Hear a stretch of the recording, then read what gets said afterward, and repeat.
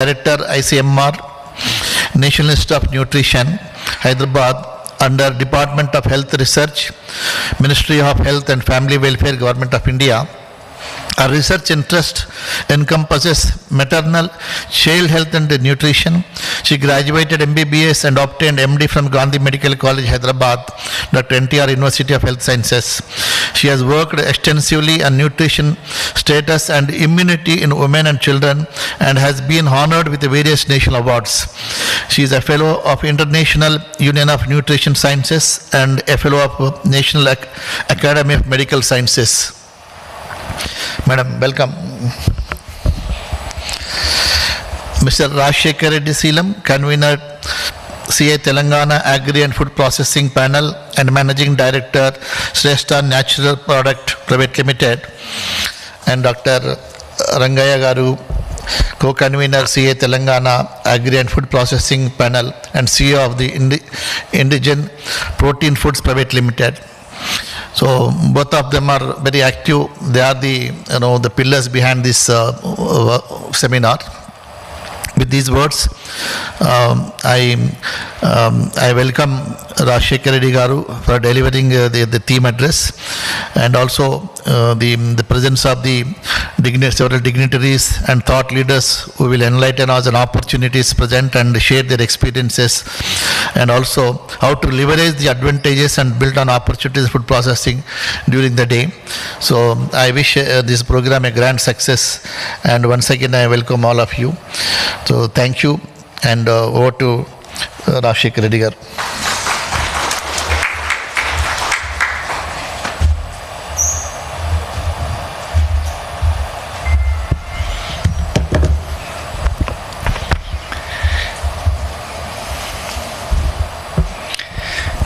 Thanks, Shekhar Reddy Garu. One advantage after speaking with you is I don't have to adjust the mic.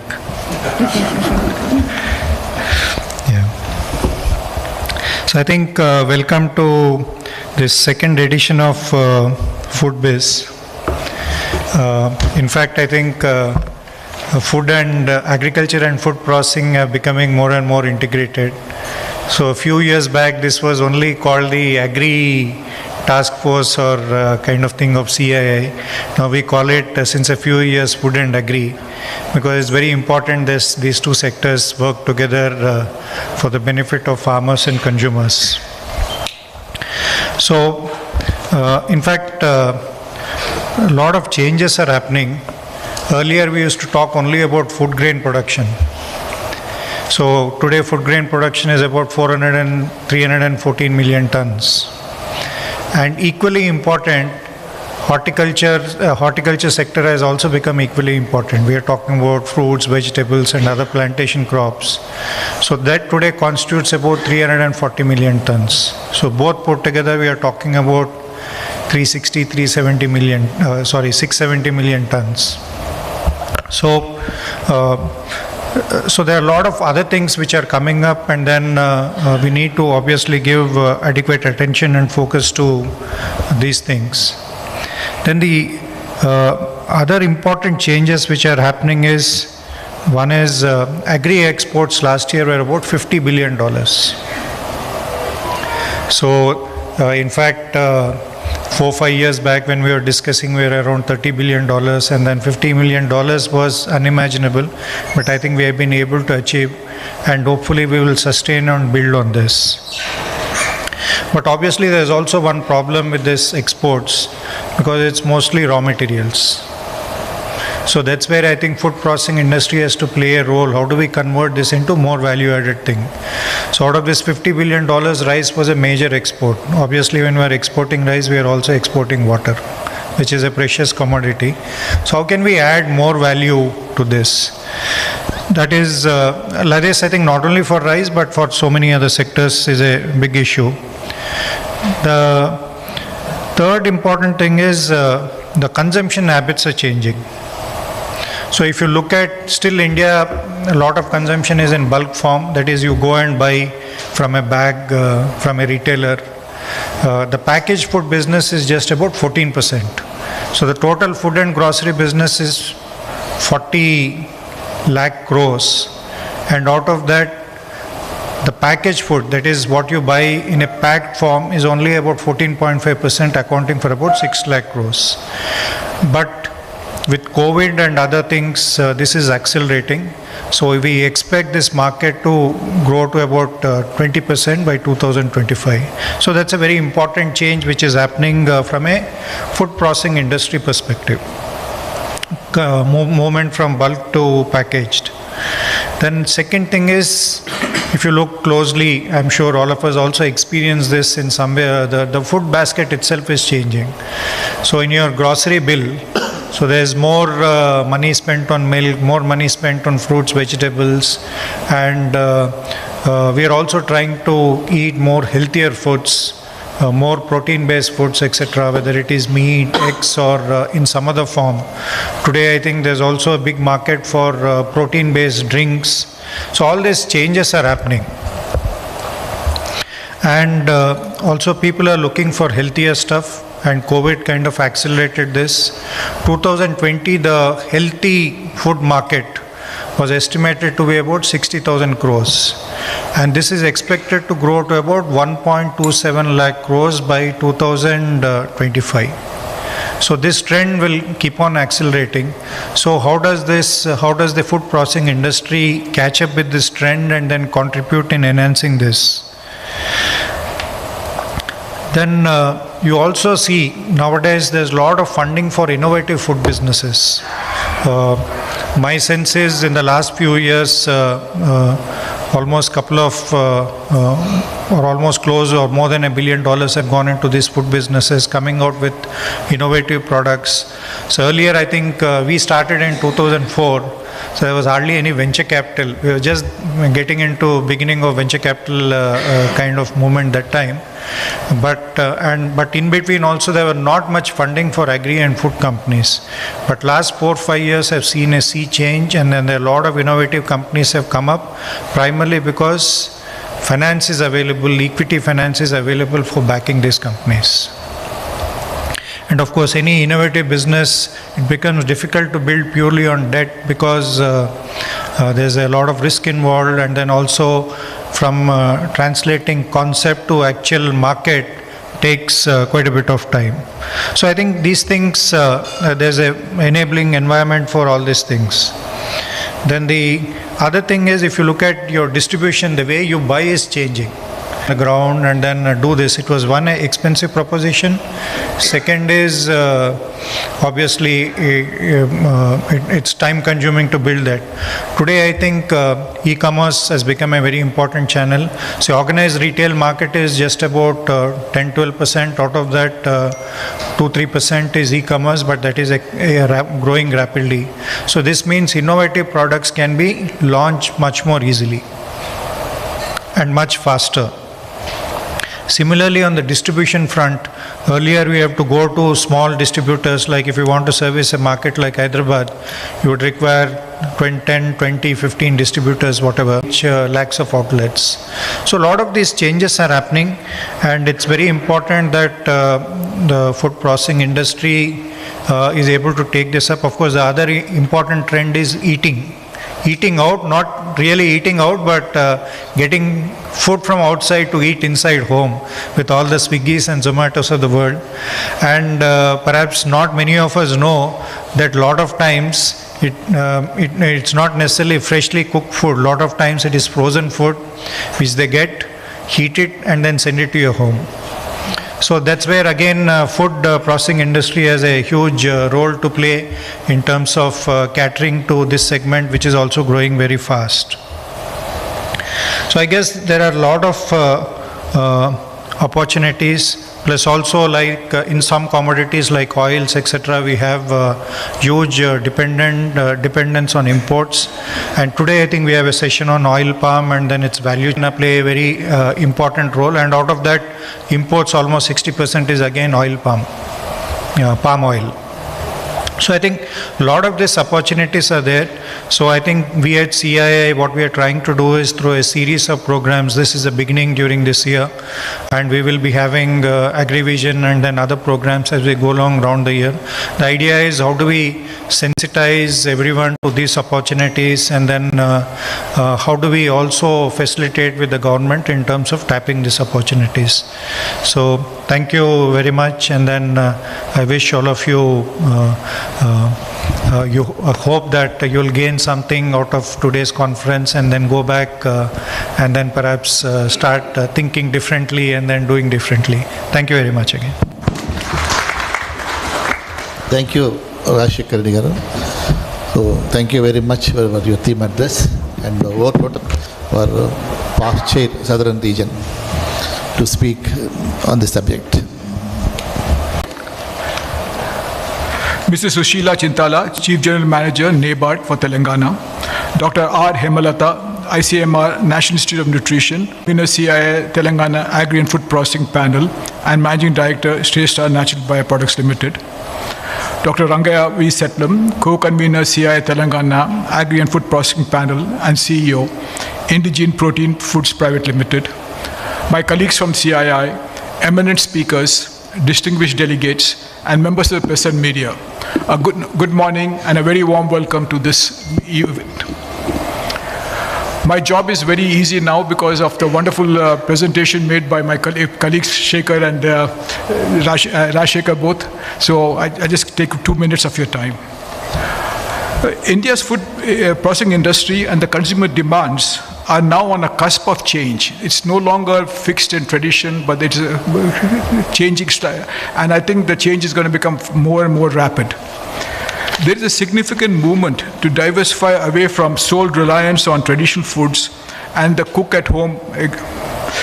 There is also an increased demand for Indian products and products from India for exports. So you can see that there's a huge, you go to a traditional market in the US now, you find sections on food from India, which probably about 25-30 years ago didn't exist. But now with the major supermarket chains, you'll find certainly a section on Indian foods.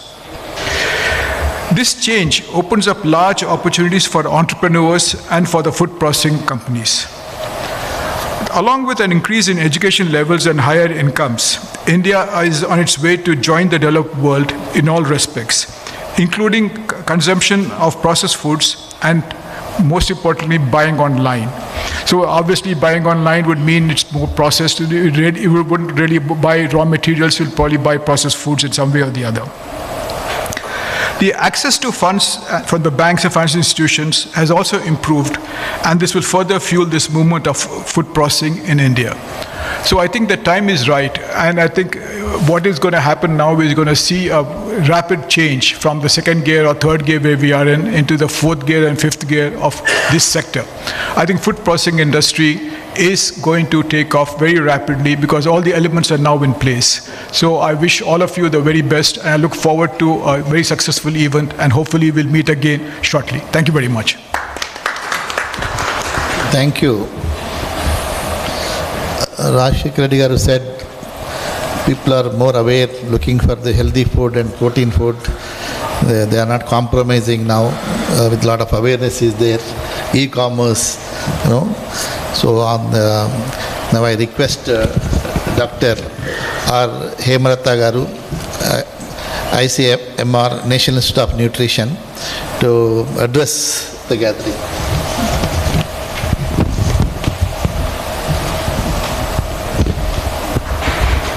To CII Food Business Telangana State, all the dignity major role in saving food losses and also in enhancing the shelf life of foods right from production to consumption. All of us know very well. But as a scientist from nutrition and health background, I look forward to have great innovations in protecting the nutrients that get lost while processing foods. Like most probably you are aware, 50% or almost 90 to 100% of the nutrients are lost while food is being processed. That is vitamins and minerals. Yes, important to have in mind. Why not come up with innovation to prevent the losses of nutrients that occur while food processing. Here, as nutrition scientists, NIN and industry can partner and come up with good innovation. I think it is time to have this kind of innovation. We depend a lot on staple foods, that is rice and wheat. These are all depleted in nutrients. A time was there when more than 50% of our minerals and vitamins would be provided by the staples, our daily needs, but now they do not do so. That is the reason we have this hidden hunger, micronutrient deficiencies, the phenotype of which is anemia. All of you know very well, more than 50% of our people suffer from anemia. 50% means, some of you sitting here also might be suffering.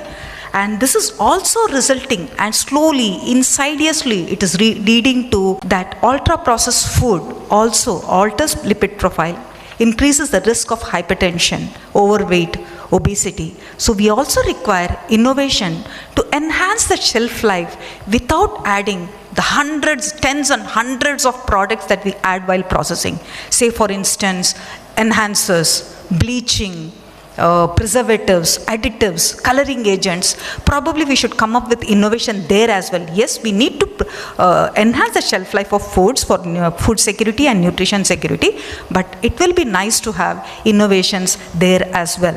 Yes, food processing has improved the lives of many people. It is a livelihood of many people. It has increased employment opportunity, and it drives the economy of states and countries.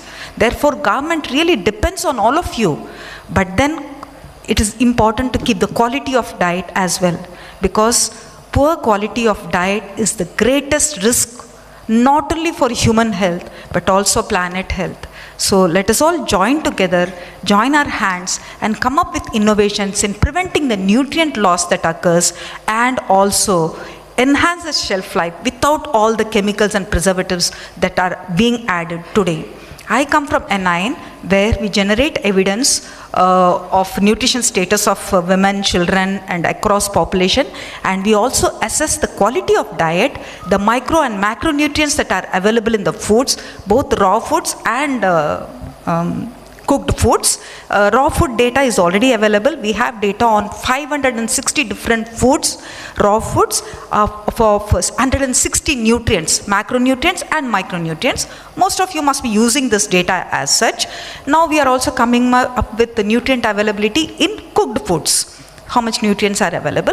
We also have the mandate of providing guidelines to the government, both central government, Government of India, and also state government nutrient requirements for Indians. Again, from FSSAI, you have got the notice that from 2023 July, the nutrient requirements for Indians that was released by ICMR NIN in 2020 will be followed by all the industry people, and we keep getting queries from industry regarding what to be used, whether the recommended dietary allowance or the estimated average requirements, and religiously, painstakingly, I answer all these queries because after all of us are serving for the people, serving for the country.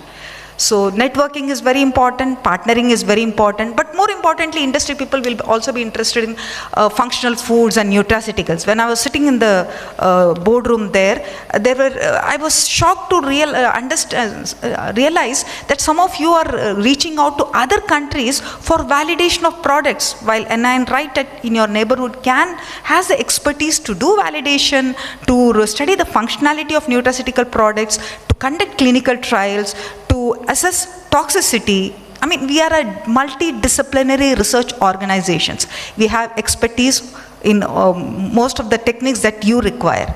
So having said that, I look forward to have incubation centers and partnership to, food business, yes, it is always GDP centric, but I would like to have it nutrition and health centric food business, because sustainability will be a big challenge if you do not address nutrition and health.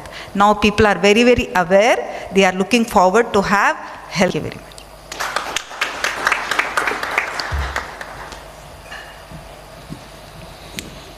So process loss is 50%. I think we need to do more and more brainstorming, because we are losing 50% of the nutrition in the processes.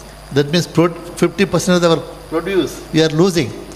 I think innovation and partnership, networking is the most important, madam. Innovation in technology. Technology is important. I think for me it's a really news today. 50% is a huge thing. So thank you very much, madam. So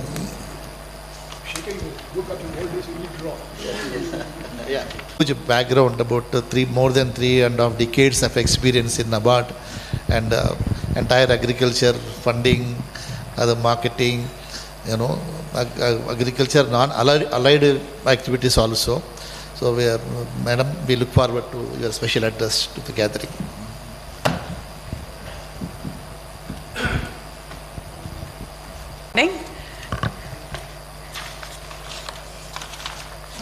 I just forgot that. Okay.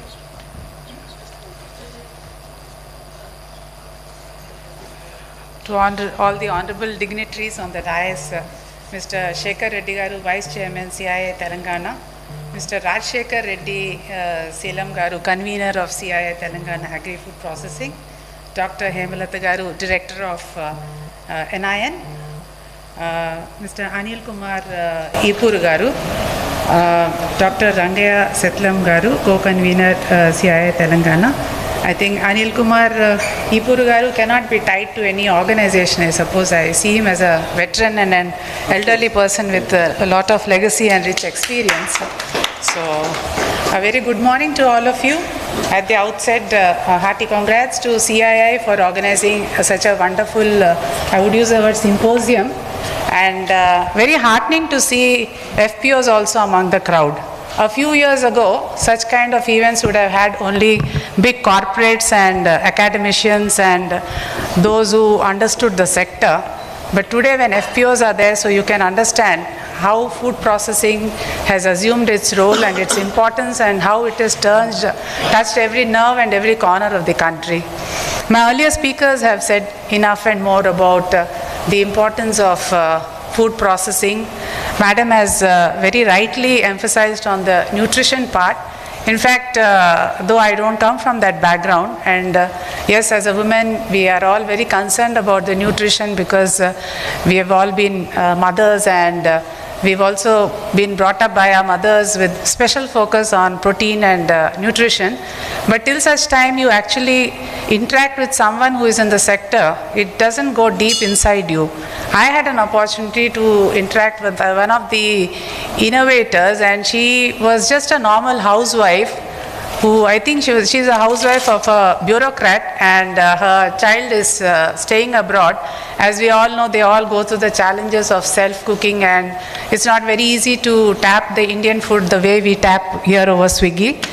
So she realized, because every innovation there has to be a problem, and a solution towards that problem drives you towards innovation, and that happened with the lady here. And she went ahead and she started testing the food that is being packed and sent abroad, the ready-to-eat food. And ma'am, when you said 50% loss, she found out that there was 90% loss in the nutrition.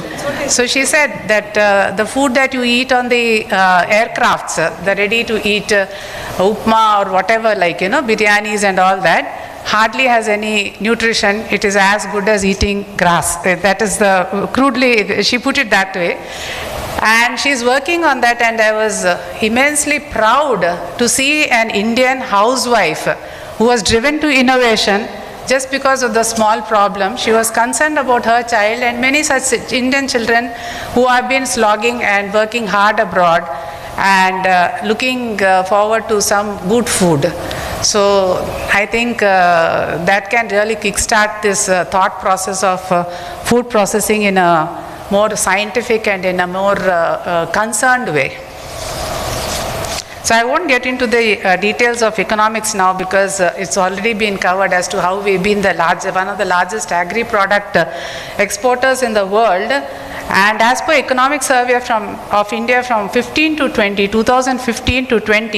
the food processing industry has been growing at a handsome growth of around 12%, and it constitutes 9.87% of the GVA in manufacturing.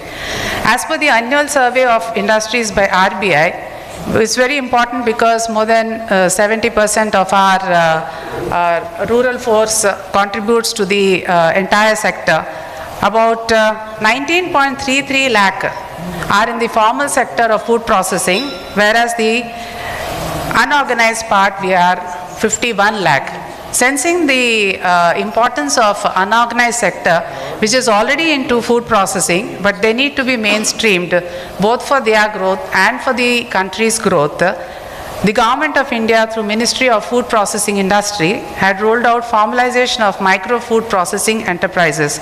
So this basically when we think of food processing, we always think of big companies and big machines and big technologies, but it is as simple as going back to typically we are all used to the traditional methods of food processing, but as my earlier speakers have said, the consumer behavior and the consumer demand and the consumer knowledge of food has undergone a change, and therefore food processing sector has also undergone a change. So the PM-FME scheme aims at improving the credit access to micro food processing units like FPOs, SHGs, microprocessors, giving them access to common food processing centers, lab storage and packing, integration of organized supply chains, strengthening the institutions, etc. And in this regard, since I hail from NABARD, I'll keep coming up with what we are doing from NABARD at the national level. We have a refinance product for this, and we do give concessional refinance under this scheme. Similarly, to boost the private capital and create necessary infrastructure for the industry, the food processing industry, Ministry of Food Processing Industry again embarked on the program PM Kisan Sampad Yojana. So this objective of Kisan Sampad Yojana is basically to build mega food parks. The earlier point that I focused was on the micro food processing center, which basically hovers around our social institutions, basically FPOs and SHGs, whereas here it embarks on mega food parks, establish integrated cold chains and value addition infrastructure, creation and expansion of food processing and preservation capacities, forward and backward linkages, food safety and quality assurance infrastructure. The importance has also been highlighted through food processing industry, food processing sector coming under the priority sector lending. I think as we go forward, there is a panel discussion on PSL also in food processing. So loans for food and agro processing up to an aggregate sanction amount of 100 crore per borrower is classified as PSL. Again, loans to FPOs or FPCs who are directly engaged in the agri and allied activities, where the share of small or marginal farmer is not less than 75%, is also classified as loans to SFMF. I think most of you must be aware that there is a target for priority sector lending, and within that there are sub-targets. Basically, unless and until these targets are created, then the credit cannot be channeled to the priority sectors. I want to highlight the NABARD's initiative in food processing sector. We are there everywhere. When it comes to funding different organizations, I mean other lenders in the market, we have a product of refinance, and we are having right now a concessional product of refinance which can give boost to the micro processing sector. Then we are also there in the rural infrastructure development sector, where we provide loans to state governments for any of the Khammam district. And there are a few hitches, but it's on the way of getting launched. Similarly, the state of Telangana, while the entire country is also hooked to this food processing sector, but more so Telangana state, which is very focused, which has announced to take it forward in a bigger way. They have come up with this ODOP scheme, like mango in one cluster and something else in the other cluster, depending on the production and the potential that is available there.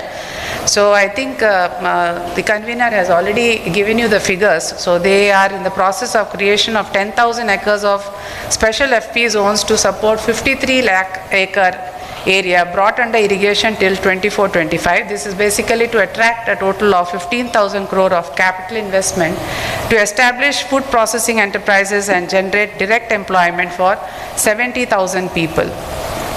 While this has become a buzzword in the nation, in the country, it is also a buzzword in NABARD.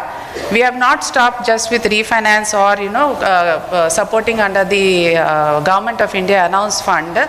We also have our own subsidiary called NAP Ventures. Through NAP Ventures, we have been providing seed capital to a few startups, and recently we were associated with a few brands, including Tender Cuts, Frazo, Tracex, etc.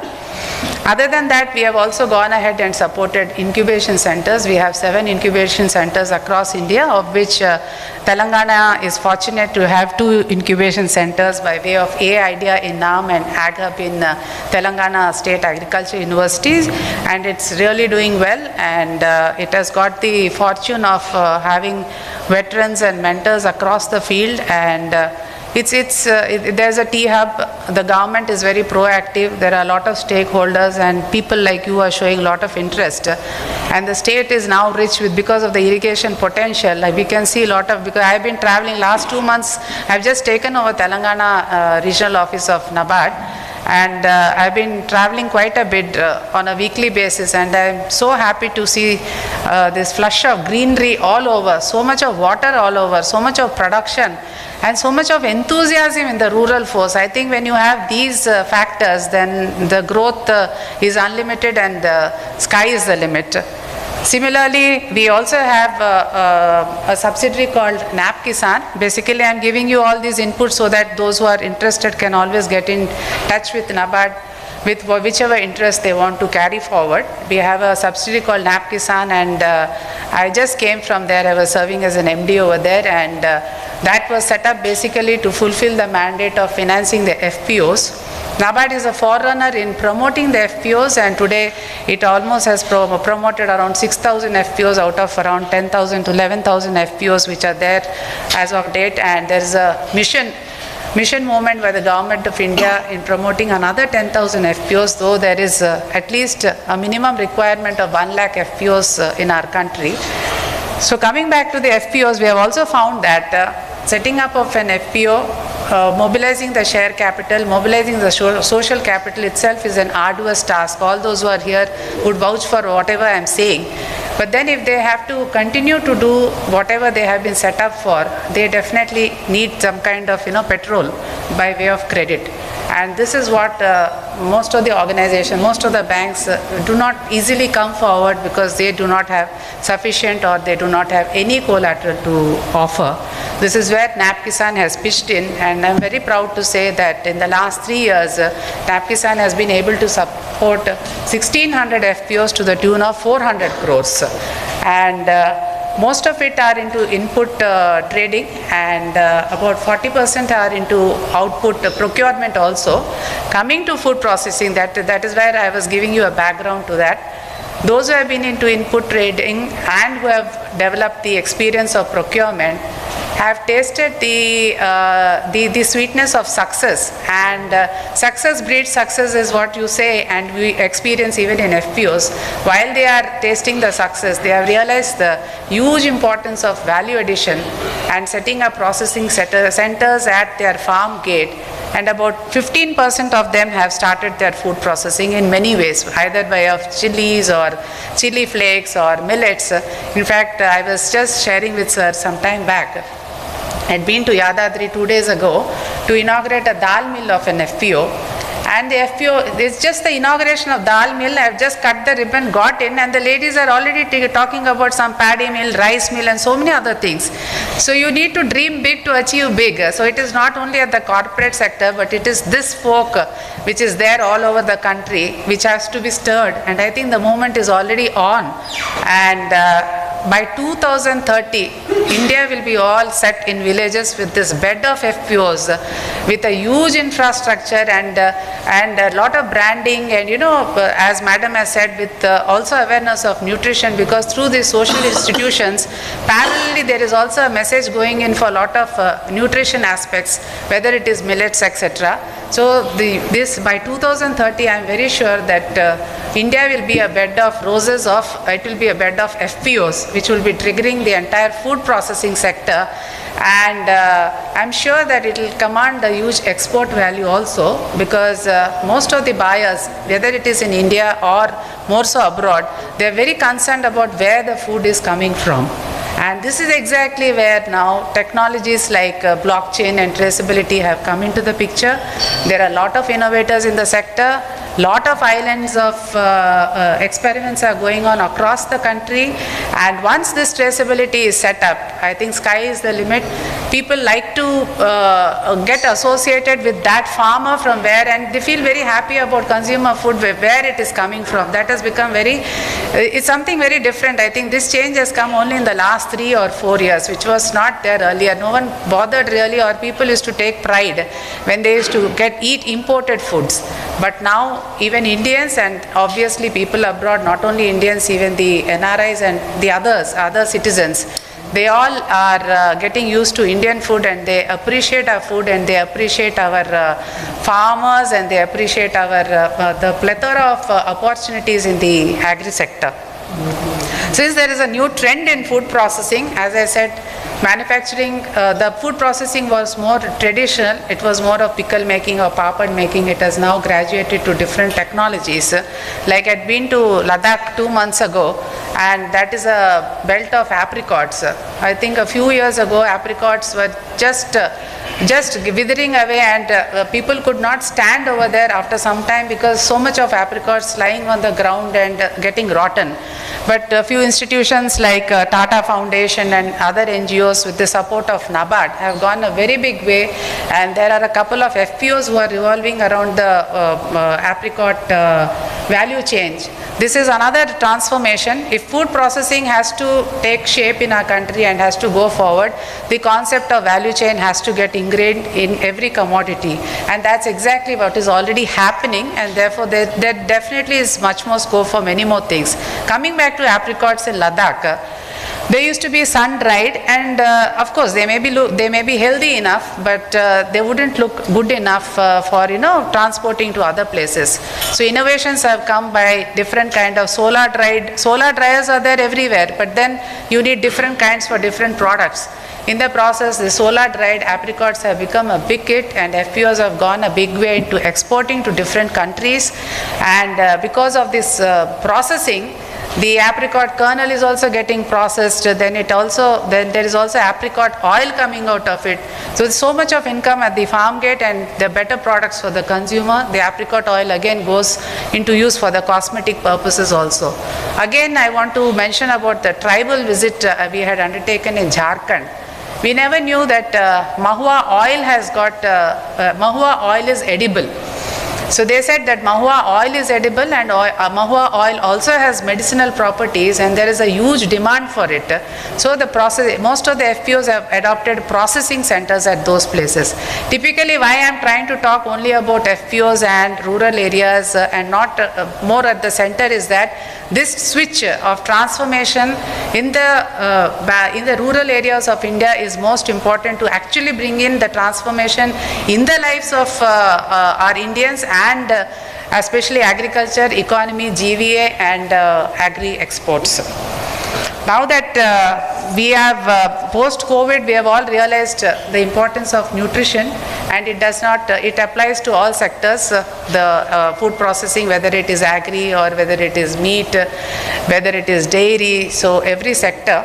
So Internet of Things, advancement in blockchain, real-time food monitoring, startups, all these things need to be definitely encouraged, and NABARD has always been there and will continue to be there, and it keeps continuing to reinvent depending on the requirements. So our support is not only by way of mega food parks or by supporting the state government by way of funding, but also in promoting FPOs and SHGs and helping them set up processing centers. Above all, building their capacities and hand-holding on a continuous basis.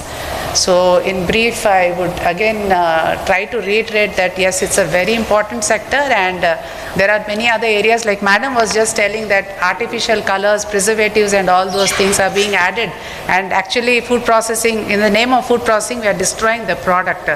So there are a lot of technologies by way of developing oleoresins and all. There's a huge demand for that. The wheel of inventing will continue. Thank you so much, and thanks a lot for giving me this opportunity.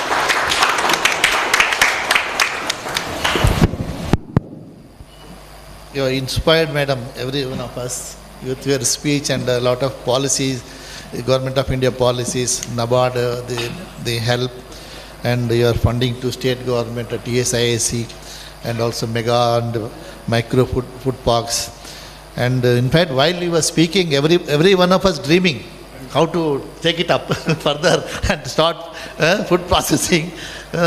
Yes, so much of inspiring, and after hearing to you, I think we need to take it up to the village level or mandal level and identify the produce and start in a big way. That is a very requirement is there today. So much of water is available, land is available, fertile land in Telangana. I think you need to spare more time for us, for Telangana farmers. Madam, thank you very much for the way you have given huge knowledge to all of us. I think we will be bothering you in the coming future. And thank you. And also we'll be needing some, maybe your officers, members, so that our panel can circulate to all the interested farmers and FPOs. Is really, see, we have been hearing this, but we want to implement it. That is the thing. So maybe at the rural level and mandal level, I think it's required because we are all going for only 1 or 2 crops. We have to spread it. So thank you very much, madam, once again. Now I request Dr. Rangaya Garu for our co-convener for the CII Telangana Agri and Food Processing Panel to give his concluding remarks. To thank our dignitaries who has so much innovation in food industry. Even NABARD also, we found with your talk that so much has been a lot of innovation in that, from refinance to the direct finance also today. I just want to take up one point that you mentioned in your speech, since you said in last 3 years the lot of innovation technologies have are coming up in food industry, and most of the innovators are the startups and then the budding entrepreneurs, and of course we are all industries very pleased for the grants that Indian government is giving also. And of course, as you said, there's 2,000 crores earmarked to NABARD also to help in that perspective. In one of the Pradhan Mantri Kisan Sampada Yojana scheme, there are food processing clusters, wherein the banks don't lend normally to the infrastructure or whatever it is, service processing, food processing cluster, wherein few entrepreneurs will come and join for the enterprise. So I think that is the purpose this 2,000 crore was earmarked to NABARD also. So this particular thing I request ma'am, since she is one of the policy makers of the bank, even take up with the other banks also, the scheduled banks also, to gracefully fund these budding entrepreneurs so that they can make use of the grants and of course set up the industries. This is one thing that I want to bring to your notice, ma'am. Thank you very much once again for coming over for this inaugural session. Dr. Hemalata madam, thank you very much. You also gave us very inspiring speech, and of course certain points that you mentioned, of course the whole, these two things are, of course technology also so much improved, and the machinery equipment that currently coming into the industry are really, for example, I'll tell you one small example, the dryers. Earlier they used to dry with, traditionally, and then natural drying, and then solar drying. Today freeze drying come up. So wherein, you can save 100% nutrition. So this kind of technologies have come, and of course, there is one thing that lacking, which I mentioned to you in our informal talk, the validation of the functional foods. Of course, you mentioned a right word, nutritional health, nutrition centric health. You mentioned that. Yes, it was food security, and now nutrition security, and tomorrow health security.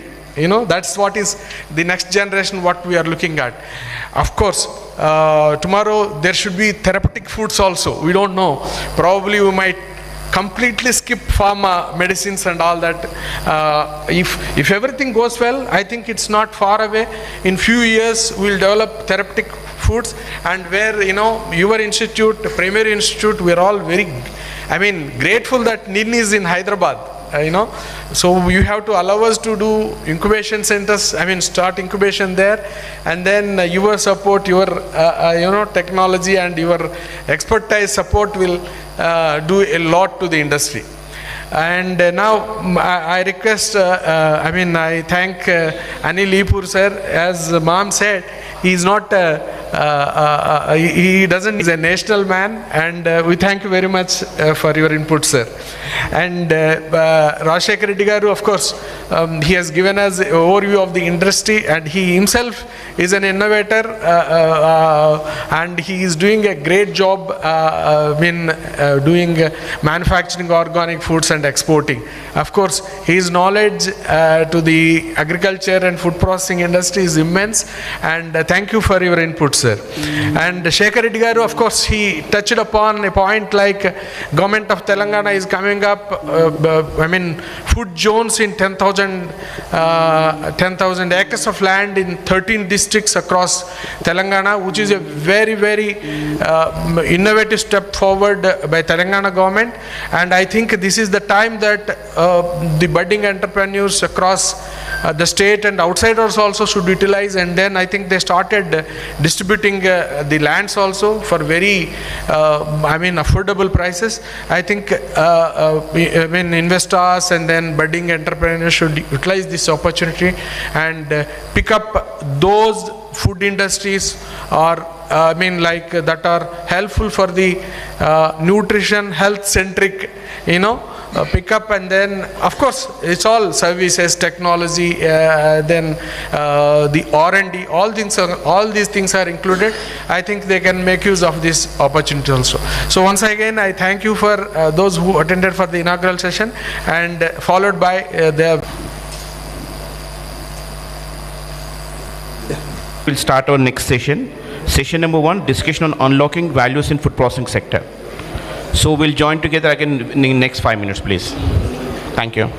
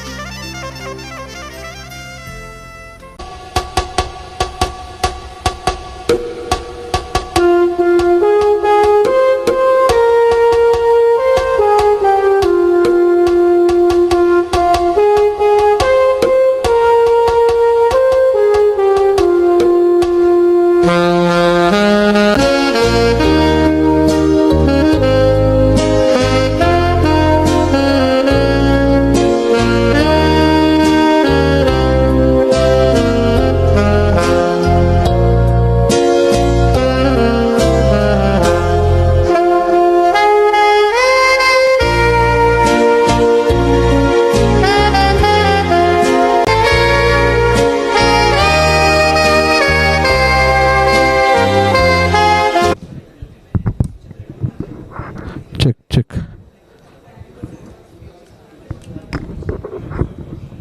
Check, check. Okay, छोड़ दे. Come in.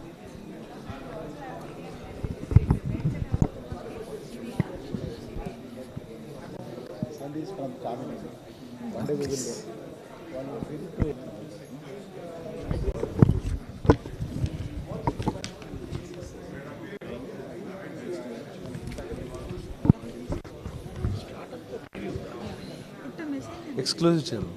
We also have a world's first OTT for startups. Come. Excuse me, sir. Set up, karo. Just go and set up the frame, ma'am, please. I would like to talk about, you may have mentioned how many startups are, or companies go abroad for getting the certification done for food. Headspace. Yeah. So is okay? Headspace? You can talk about validation, no problem. Whatever you want. Check, check. We don't give certificates. No. Headspace, okay? ICMR, National. See, ICMR N9 is 100 who collect high quality data as per our mandate, policy making. For example, all nutrition supplementation programs in our country, N9. So we provide all the required data to the government of India and 160 macro and micronutrients of 560 raw foods. And this is 2020 also we have released nutrient requirements for Indians, which shows the recommended dietary allowances, that is RDA, should go into you for your health and well-being. Those guidelines are given by us, and this 2020 guideline recommend. That's a lot of information out there. One moment, if you don't mind.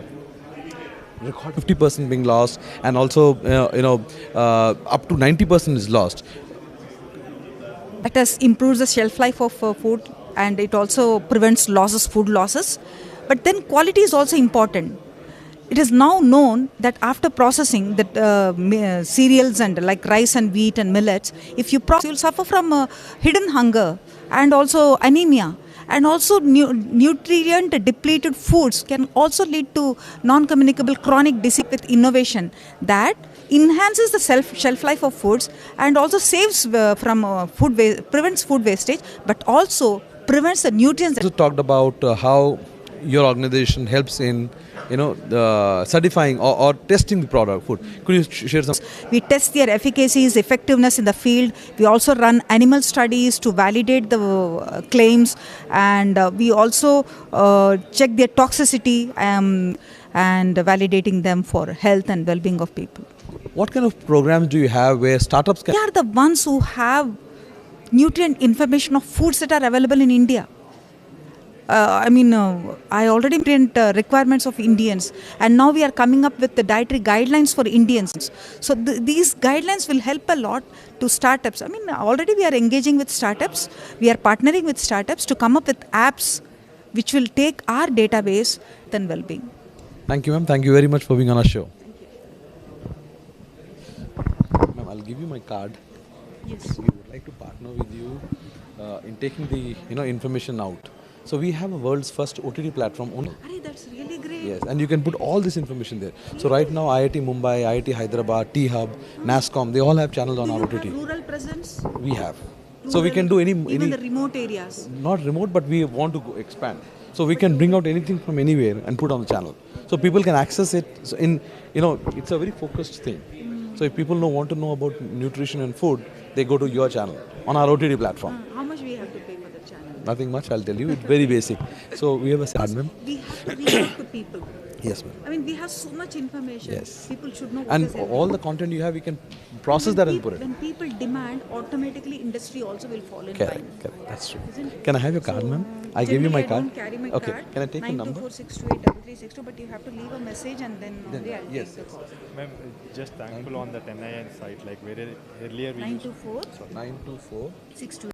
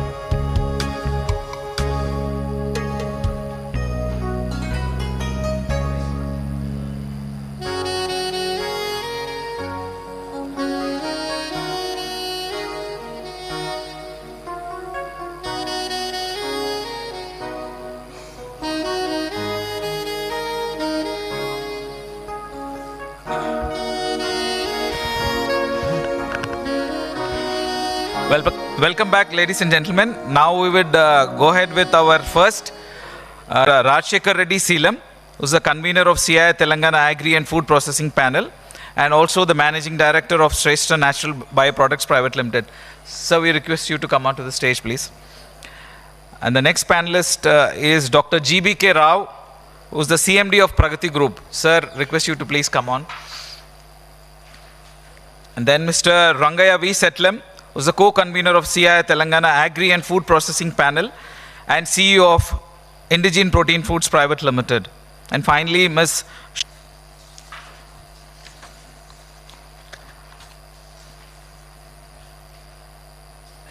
Food Processing Panel and Managing Director, Shrestha Natural Bioproducts Private Limited. Welcome, sir. I would request you to kindly take over the session. Thank you.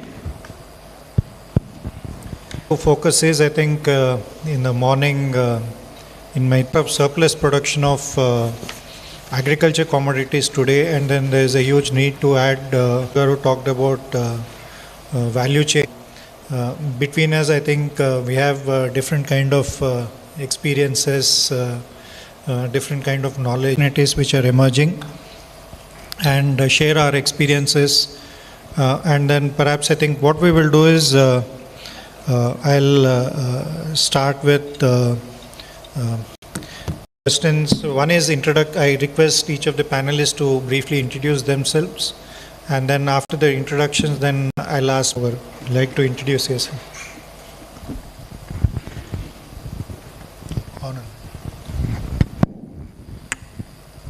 Very good morning to everybody. Myself, GBK Rao. Pragati Group culture, what they are given about the plants, Trimurti Vanam, Panchavati Vanam, Panchibhuta Vanam, Navagraha Vanam, Nakshatra Vanam, Rasi Vanam, Saptarishi Vanam, 21 Patrika Vanam. All these are all most herbal medicine, Vedas. That is like, Vata means that is Saraswati or Amla. If it is a Kapha means Tulsi. If it is a Pitta means that is Ayurveda, which, that is a Marid, Bilva. Like the natural farming. More than 1,000 varieties herbal and medicinal aromatic plants, and also the Go Adharita Vyavasayam. That is only the Desi cows, Pongano, Rongol, Giri, Saiwal, Palka. Kashayams, instead of coffee tea, the Kashayam means herbal tea. Then instead of sugarcane sugar, go for the palm jaggery. It is Ita or Jiluga or Tati. Or the fourth one is, that is the things where we have, yeah, thank you. Thank you very much. Sushma, would like to introduce? I'm Sushma Dharamsod. I represent. I'm Dr. Rangaya Settlam. I'm co-convener for the CII Agriculture and Food Processing. And we own two companies in Hyderabad. One is Indigene Protein Foods Private Limited, wherein we manufacture malnutrition products and all that. And the second company we have is Umenova Agro Food Park Private Limited, wherein we are setting up a unit, a dairy processing plant with 1.5 lakh liters of milk. Veterinary science graduate, did the dairy science and higher qualifications in nutrition.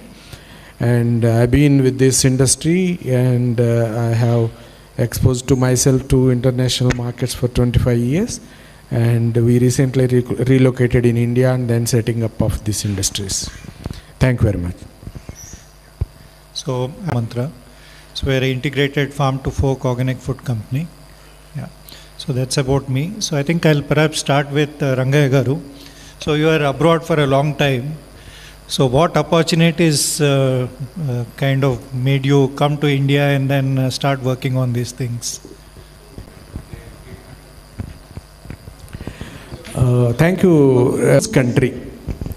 It's not just population. We are populated in every aspect of life. Like, so in a chinna estimate lo cheppalante, India produces around 2,000 million metric tons of commodities in a year. Let that be 78 million tons of fisheries, like that, and then poultry. All that put together, we have so much production. As it is, there is a value for that. Atlane danni convert cheste, food processing nothing but carbohydrate, rice నుంచి some useful material తీస్తే that is the processing. దాన్ని ఎప్పుడైతే nutrition loss లేకుండా బాడీకి availability అయ్యేటట్టు మనం చేయగలిగితే then that is the best processing. All these years మనకు మొదటి నుంచి అనాది నుంచి India is good for that. I think కొన్ని సంవత్సరాల బ్యాక్ వరకు మన ప్రాసెసింగ్ అంతా మెయిన్ ప్రాసెసింగ్ ఏంటంటే కుకింగో డ్రైయింగో ఏదో ఉండేది, simple processing, various processes and then finally a product will come with a purpose, like మంచిగా రుచిగా ఉండేదో లేకపోతే మంచి న్యూట్రిషన్ ఉండేదో బాడీకి అవసరమైంది. The whole business is this. నేను మళ్ళీ వెనక్కిపోతున్నాను. సో ఈ 2,000 మిలియన్ మెట్రిక్ టన్నుల కమోడిటీస్ని మనము ప్రాసెస్ చేస్తే ఎంత ఒక 1.25 లక్షల కోట్ల రూపాయల వ్యాపారం. అలాగే పౌల్ట్రీ 1.7 లక్షల కోట్ల వ్యాపారం. ఇట్లా ఈ వ్యాపారాలు ప్లస్ మనము తింటున్నది. కానీ మొన్నటి వరకు మనం 60, ఇప్పుడు కొద్దిగా పెరిగింది ఒక 100 వరకు. మన మెడికల్ రికమెండేషన్స్ ప్రకారము 200 ఎగ్స్ తినాలి, బట్ మనం తింటున్నది ఇది మనకు అందుబాటులో ఉన్నది, తింటున్నది కాదు, అందుబాటులో ఉన్నది ఇంతే. సో భారతదేశంలోనే మార్కెట్ ఉంది. అంటే ఈరోజు 1.7 లక్షల రూపాయల వ్యాపారం. ఇది ఎంతో కాదు, కన్జ్యూమర్ అందుబాటులో ఉన్నాడు కానీ మనము ప్రొడ్యూస్ చేయలేకపోతున్నాం. సింపుల్. ఇది ప్రతి కమోడిటీలో ఈ గ్యాప్ను దృష్టిలో పెట్టుకొని ఈరోజు బిజినెస్ అంతా ఉంది అని ఈ కన్ఫెడరేషన్ ఆఫ్ CII లాంటి ఇన్స్టిట్యూట్స్, గవర్నమెంట్స్ ఈ ఆస్పెక్ట్స్లోనే పనిచేస్తున్నాయి. ఇంత పొటెన్షియల్ ఉంది మార్కెట్లో, చాలా ముందున్నారు. వాళ్ళ పెద్ద పెద్ద కంపెనీస్ అంటే మనకు నెజ్లే యూరోప్లో చేసినట్లు ఇండియాలో చేయరు. ఇండియాలో ఏది అవసరమో కన్జ్యూమర్కి అదే చేస్తారు, కానీ అక్కడ వాళ్ళు ప్రోటీన్ బిజినెస్ చేస్తారు, ఇక్కడేమో చిన్న పాల బిజినెస్ చేస్తారు, లేకపోతే పాల పొడి బిజినెస్ చేస్తారు, లేకపోతే పిల్లలకు బేబీ పౌడర్స్ చేస్తారు. సో వాళ్ళు మార్కెట్కి తగినట్టే చేస్తారు. టుడే కూడా అవసరాలు మారుతున్నాయి కాబట్టి మన ఓన్లీ థింగ్ ఈజ్ దాన్ని అందిపుచ్చుకునే ఆ అవసరం మీదనే నేను 2020-21లో రావాలనుకున్న భారతదేశానికి 17లోనే వచ్చేసాను. ఎందుకంటే దిస్ ఎ గ్రోయింగ్ మార్కెట్. ఈ టైంలో మనం అందిపుచ్చుకోకపోతే మళ్ళీ ఫ్యూచర్ ఉండదు. This is the right time అని చెప్పి బయట దేశాల్లో చదువుకొని పనిచేస్తున్న మా అబ్బాయిని కూడా నాతో పాటు తీసుకొచ్చి we have started certain things. ఉండకుండా ఒక చిన్న సైజు ప్రైమరీ ప్రాసెసింగ్, లేకపోతే సెకండరీ ప్రాసెసింగ్, లేకపోతే టెరిటరీ ప్రాసెసింగ్ దృష్టిలో పెట్టుకొని వాళ్ళ కమోడిటీని ఉత్పత్తి చేస్తే ఆటోమేటిక్గా అండ్ ఓకే చిన్న చిన్న ఇబ్బందులు ఉన్నాయి ఈ మధ్యలో ఇది హోల్ చైన్లో. సో ఇవన్నిటిని గవర్నమెంట్ వాళ్ళు చేయాల్సిన అవసరం. సో వీటన్నిటిని దృష్టిలో పెట్టుకొని మనం మంచి క్వాలిటీ ప్రోడక్ట్ ఆటోమేటిక్గా వస్తుంది. దాని నుంచి బ్యాక్వర్డ్గా ఇతనికి కూడా మంచి రేట్ వస్తుందని నా అభిప్రాయం. Thank you sir. Before I come to you, Rao Garu, I think Rao Garu has been a pioneer in doing what I call wellness tourism. ఈ హర్బల్ దానికి ఏమైనా వాల్యూ అడిషన్ అలాంటిది ఏదైనా ప్లాన్ చేస్తున్నారా? మెట్రిక్ ప్లాంట్స్ అంటే మీరు అక్కడ first మనం ఒకటి మన కిచెన్లో పోప్ డబ్బా ఎలా ఉండాలి, పెరట్లో మొక్కలు ఏమి ఉండాలి అనేది ఈ రెండు ఉంటే అసలు ఆరోగ్యం దానికి డోకా ఉండదు. ఈ రెండింటిని టైప్ ఆఫ్ రైతులకి ఏం కావాలి అనేది మెయిన్ రైతులకు కావాల్సింది. ఈరోజు మన కన్జంప్షన్లో మార్పు రాందే. మన కన్జంప్షన్లో మనం పెప్సీ కోక్ తాగుతుంటే ఆ కెమికల్ ఇండస్ట్రీస్ వస్తాయి, కెమికల్ బేస్. ఇంతమందిలో nannari is the most wonderful drink, దాన్నే సుగంధ పాల అంటారు. మరి అది హ్యూజ్ రిక్వైర్మెంట్ ఉంది, not only for us even export. అది వీఆర్ మిస్సింగ్. అట్లాగే జీలుగ చెట్టు అంటే ఫిస్టైల్ పామ్స్ అనేది, ఆ జీలుగ చెట్టు నీకు 60 లీటర్ల నుంచి 200 లీటర్లు వస్తుంది రోజుకి నీరా అనేది. అంత అద్భుతమైన చెట్లని మనం మర్చిపోయాం. నీరా ఉంది, అవి ఒక్క చెట్టు పెట్టుకున్నా మీరు 1 లీటరు మీరు చూడండి, దానికి 100 రూపాయల లీటరు ఈజీగా వెళ్తుంది. నీకు 200 లీటర్లు నీకు అది రాగలుగుతుంది రోజుకి 110 days పర్ ఇయర్ వస్తుంది. అటువంటి వాటిని మనం వదిలేసి మనం చేసే ప్రతిదీ అట్లాగే కట్టి గానుగ నూనెలు మనం ఏం సరే ఇప్పుడు అంతా refined oils which is dangerous. What I'm talking about కన్జంప్షన్లో మార్పు అనేది మనలో రావాలి. అప్పుడు రైతులకి కూడా అవసరం లేదు. షుగర్కి huge water 28,000 liters required for 1 kg of sugar రావాలండి. అదే మీకు తాటి చెట్లు వీటిలో మీకు లేదు. అట్లాగే మీకు హెర్బల్ కాఫీ టీలు బదులు హెర్బల్ కట్టిగాను మన ఊళ్ళో ప్రతి చోట మన కట్టిగా ఒక ఊరికి 10-20 కూడా వెళ్ళొచ్చు. మనం ఈ రిఫైన్డ్ ఆయిల్స్ నుంచి బయటపడాలంటే ఇటువంటి అలాగే రైస్ వీటి నుంచి millets is the future of this. Think చేయగలిగితే there is a lot of as a soil it will enhance because they don't need any chemical fertilizers. What I am talking about, we don't need much water in this line. What I said, it is on consumption lo మనం మార్పు వస్తే మనం బాగుంటాం, రైతులు బాగుంటారు, ప్రజలు బాగుంటారు. మనతో living 83 lakhs living beings also will be safe and the planet will be safe. In this direction actually think of the Pragati is doing already. కట్టిగానులు చేస్తుంది, తాటి బెల్లం, ఈత బెల్లం, జీలు బెల్లం చేస్తుంది, మిల్లెట్స్ గ్రో చేస్తుంది. అట్లాగే మీకు అన్ని రకాల హెల్ప్స్ ఇవన్నీ కూడా ఎక్స్ట్రాక్ట్స్. ఇవి ఎక్స్ట్రాక్ట్స్ని మనం దీంట్లో కానీ మనం ఏ ఫుడ్ సప్లిమెంట్ లాగా వాటిలో తీసుకెళ్ళగలిగితే అనేది మన ఓల్డ్ ఇండియన్ ట్రెడిషన్ మనం వదిలేసి we are going with the technology పేరుతో ఆ టెక్నాలజీని రైట్గా ఉపయోగించకుండా మనం రాంగ్ ప్రాసెస్లో మన హెల్త్ పోతుంది. అన్ని రకాల ఇవన్నీ ఉన్నప్పుడు మీకు దోమలు ఉండవు. మా ప్రగతిలో 2 years 2 months పాండమిక్ టైంలో they is not helps we have to grow.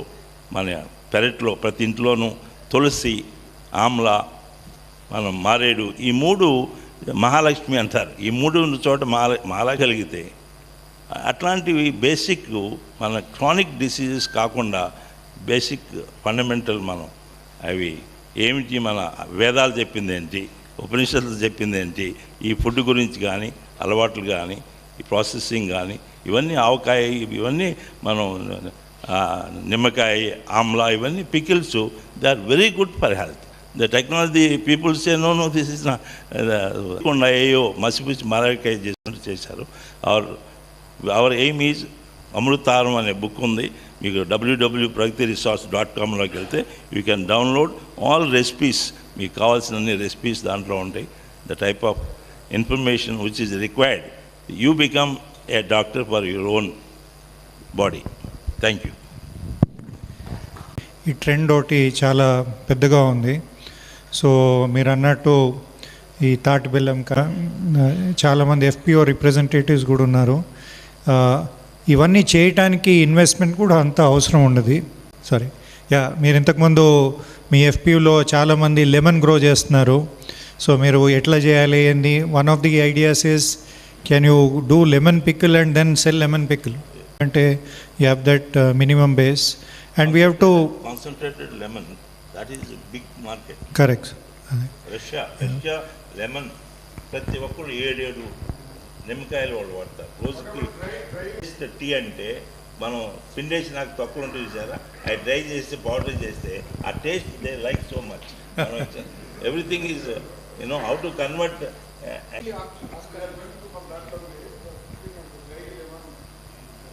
Sushma, I think you are in the government and promoting food processing industry.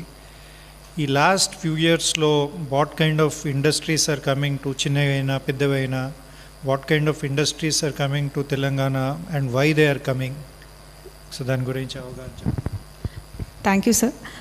Actually మీరు అన్నట్టు లాస్ట్ ఫ్యూ ఇయర్స్లో మీరు అందరూ and then the last and the focused Telangana government special focus వచ్చేసి oil palm మీద పెట్టారు. So next 3 to 5 yearsలో we are planning around 20 lakh acres. So oil పామ్లో కూడా we are seeing lot of so this can be called as yellow revolution. So మీరు అన్నట్టుగా ఈ 5 revolutions plus irrigation potential వల్ల ఏదైతే ప్రొడక్షన్ పెరిగిందో అగ్రికల్చర్లో అండ్ సైమల్టేనియస్గా this is production side story. మనకి ఇప్పుడు చూస్తే సార్ మార్నింగ్ సెషన్లో చెప్పినట్టు lot of changes are happening in technology in terms of food processing. ఎన్నో టెక్నాలజీలు ఎమర్జ్ అవుతున్నాయి ఇన్ టర్మ్స్ ఆఫ్ ఇప్పుడు మీరు చూస్తే సూపర్ ఫుడ్స్ కానీ ఐసీటీని మనము ప్రొడక్షన్లో కానీ మ్యానుఫ్యాక్చరింగ్లో డిస్ట్రిబ్యూషన్లో కూడా మనం టెక్నాలజీని అడాప్ట్ చేసుకుంటున్నాం. So agriculture and industry both are చాలా ఇంటర్డిపెండెంట్. వాళ్ళు 2 sectors are very important and 2 sectors are highly interdependent. Why I'm saying interdependent అంటే అగ్రికల్చర్ ప్రొడక్షన్ పెరుగుతుంది అంటే we need support from the industry in terms of whether it is raw material కానివ్వండి, implements కానివ్వండి, and even market linkages కూడా. Production పెరిగింది అంటే we need industry support. And similarly if industry is planning an aggressive output or aggressive production of something, it has to be backed by increase in agricultural activities. So both sectors are highly interdependent, and andukani cheppesi what is happening is మనకి linkages ఏవైతే చేస్తున్నామో అగ్రికల్చర్కి probably we can classify into 3 linkages. Maybe ఒకటి production linked linkages, మనకి production increase అయినప్పుడు definitely linkages depending on the production. ఇంకోటి demand based linkages. ఇప్పుడు ఏమవుతుంది, అర్బనైజేషన్ అవ్వడం వల్ల, కస్టమర్ హ్యాబిట్స్ మారడం వల్ల there is lot of change in customer habits. So ఆ డిమాండ్ బట్టి we have to back and supply మనం చేయాల్సి వస్తుంది. And if you see there is a demand now. ఇప్పుడు చూస్తే సడన్గా there are some farmers doing dragon fruits, avocados ఇలాంటివి కూడా చేస్తున్నారు. So demand driven agricultural practices change కూడా షిఫ్ట్ కూడా అవుతుంది. అలాగే ఇన్వెస్ట్మెంట్ ఈ అగ్రికల్చర్ ప్రొడక్షన్ని సపోర్ట్ చేయడానికి తెలంగాణ గవర్నమెంట్ మార్నింగ్ సెషన్లో చెప్పినట్టు ఈ supporting in terms of infrastructure development. Food processing zones ఏవైతే క్రియేట్ చేస్తున్నారో that is planning to have around 10,000 acres of ఫుడ్సీగా ఉంటుంది. And farmers who are focus అంటే ఆ ఏరియాలో ఏదైతే మేజర్ ఫోకస్డ్ ప్రోడక్ట్ ఉంటుందో వాళ్ళకు కూడా మార్కెటింగ్ టైప్స్కి ఈజీగా ఉంటుంది అనేసి క్లస్టర్ బేస్డ్ అప్రోచ్ కూడా ఈ ఫుడ్ ప్రాసెసింగ్ జోన్స్లో జరుగుతుంది. అండ్ మార్నింగ్ సెషన్లో ఏదైతే మ్యామ్ అన్నారో పిఎంఎఫ్ఎంఈ స్కీమ్ అండ్ మీ అదే రూరల్ హౌస్ హోల్డ్స్లో కానివ్వండి, ఎస్హెచ్జి ఉమెన్ కానివ్వండి, ఫ్యామిలీ ఎంటర్ప్రైజ్గా ఫ్యామిలీ ఓన్డ్ బిజినెస్గా చేస్తారు. వెదర్ అది పిండి వంటలు అవ్వచ్చు, చిల్లీ పౌడర్ అవ్వచ్చు, పిండి గిర్నీలు అవ్వచ్చు, whatever it is. So ఈ సెక్టర్ని కూడా డెవలప్ చేస్తేనే మనకి ఇన్వెస్ట్మెంట్స్ విల్ ఆల్సో మేక్ ఆ టెక్నాలజీ మనం ప్రొడక్షన్ని ఇంత ప్రొడ్యూస్ చేసినప్పుడు టెక్నాలజీని if you have to catch up then ఈ సెక్టర్ని డెవలప్ చేయడం చాలా ఇంపార్టెంట్. సో రూరల్ ఎంటర్ప్రైజెస్ ఉన్నాయో వాటికి ఒకటి ఏంటి అంటే డెఫినెట్లీ క్యాపిటల్ యాక్సెస్ ఇస్తుంది in terms of linkage with banks. వాళ్ళకి కెపాసిటీ బిల్డింగ్ అండ్ ట్రైనింగ్ కూడా ఇస్తున్నారు ఈ స్కీమ్ ద్వారా. సో దట్ వాళ్ళు చేయడం కానీ ఈ స్కీమ్ ద్వారా that is being done. So as part of the scheme incubation సెంటర్స్ని కూడా పెడుతున్నారు. In terms of 3 incubation centers have already been sanction. In next 3 to 6 monthsలో they will be up and running totally, so that all these rural entrepreneurs can come and use them. So ఈ SHG and FPO నెట్వర్క్లో పనిచేసే rural enterprises ఏవైతే ఉన్నాయో కొత్త unit పెట్టడానికి support చేస్తాయి. But PMFME scheme which is formalisation of micro enterprises, already existing enterprises ఏవైతే micro లెవెల్లో ఉన్నాయో వాళ్ళు కూడా ఈ స్కీమ్ని అవైల్ చేసుకోవచ్చు ఇన్ టర్మ్స్ ఆఫ్ వాళ్ళ మిషనరీని అప్గ్రేడ్ చేయడానికి కానివ్వండి, or whatever shed and so that we match the growing production as well as the change in technology and what so that enterprises anni kuda can embrace the technological advances and meet the demand. Lot of innovative products. So do you think you can share some information on what you are working on? Before that, I'll just take one more minute this thing. In fact, processing importance gurinchi cover our technologies also. I'll go with the segment wise. Actually, as I mentioned to you, India is a very potential country. Only the best activity that can generate lot of revenue and then thereby country develops. Idi basic point. ఈ పాయింట్లో మనం as ma'am said inland fisheries బాగా develop అవుతుంది తెలంగాణలో. There are many technologies in inland fisheries. It's not just farming. Join into either they can start their own ponds. Like mana ఏమేమి బాగా తింటామో ఏ fish బాగా పోతుందో మన కన్జ్యూమ్ ఫిషరీస్ నుంచి oils అవంతా తీసిన little way forward probably takes more time also. But immediate potential is fish naru. This is one thing that even the government of Telangana is also supporting. This is one thing that, and as I said, manas ante double cheyochu. ఇప్పుడు ఉన్న ప్రొడక్షన్కి మనం double చేసే అవకాశం ఉంది. So 2-3 సంవత్సరాల్లో ఎంత చేయొచ్చో చూడండి. So they are many. Dairy కూడా మనము largest producer, largest consumer in the world. మన 2 స్టేట్స్ బాగానే ఉన్నాయి. Unfortunately Telangana is a milk deficient state. So ఇప్పుడు మనకంతా ఇప్పుడు ఏమైందంటే అంత సింగిల్ ఎనిమల్ 2 ఎనిమల్ ఫార్మర్సే. సో అదే మనకు సోర్స్. దీంట్లో ప్రాబ్లం ఛాలెంజ్ ఏమొచ్చిందంటే క్లీన్లీనెస్ తెలియటం లేదు. క్లీన్ మిల్క్ ప్రొడక్షన్ పర్మియేట్స్ అవన్నీ తీయలేకపోతున్నాం. That's where we are leaking. Today government మనము 1000 టన్నుల వే ప్రోటీన్ని మనం ఇంపోర్ట్ చేసుకుంటాం బయట నుంచి every month. We are unable to manufacture because of our banks, or you take from government or whatever, but the potential is so huge. మన ఇప్పుడు 200 మిలియన్ టన్నుల production, మనకు 500 మిలియన్ టన్నుల ప్రొడక్షన్ కావాలి. 4 ఎకరాలు 3 ఎకరాలు తీసుకొని సాగు చేస్తున్నారు. చేయండి అది, బట్ ఇది కూడా చేయండి. ఒక 10 animals 20 animals at least up to 50 animals పెడితే. And I'm telling you peoples ఆవులు తెలుసు, మనం చేయలేకపోతే ఎట్లా? So this is what challenge we should take up. Like that poultry అయిపోయింది. Fish poultry I told, I think poultry you have. అట్లనే meat కూడా, meat అందరూ meat is not good, that this అంటారు. That is the best. It is a super food. It's a సృష్టి అండి అది. You can't deny. Okay, ఒక side నుంచి veganism, vegetarianism పెరుగుతుంటుంది. అట్ ది సేమ్ టైం ఇక్కడ డిమాండ్ కూడా పెరుగుతుంటుంది. పాయింట్ అర్థం చేసుకొని ఎవరు చేయాల్సిన పని వాళ్ళు చేద్దాం. మీటాన్ని మనం అబ్జెక్ట్ చేయొద్దు. అట్లానే ఆర్గానిక్ ఫుడ్స్ని లార్జెస్ ఇన్ ఎవ్రీథింగ్. బట్ మన పాపులేషన్కి సరిపోయినంత, మనకు మార్కెట్కి సరిపోయినంత మన దగ్గర లేదు. పౌల్ట్రీలో కూడా చిన్న సైజ్ ఫార్మ్స్ పెట్టచ్చు. ఎండలో ఎండితేనో దాని న్యూట్రిషన్ వాల్యూ అంతా పోతుంది. See, ultimately, when you produce something, that has to be properly reached to the body. That is the most important thing. The other thing. And then, of course, agriculture lo saralu chepparu, there is a vast potential. For example, మన తెలంగాణలో millets పండుతాయి. Quinoa అక్కడి నుంచి 600-700 రూపాయలకి తెచ్చుకొని ఈరోజు మనమే పండించాం, 60 రూపాయలకి చేసాం. దానంతా అది ఓకే, అది లెగ్యూమ్ అనుకోండి. దాంట్లో ప్రోటీన్ ఎక్కువ ఉంటుంది, ఫ్యాట్ ఎక్కువ ఉంటుంది, కార్బోహైడ్రేట్. బట్ ఇవి కూడా మిల్లెట్స్ మీద చాలామంది అపోహలు ఉన్నాయి.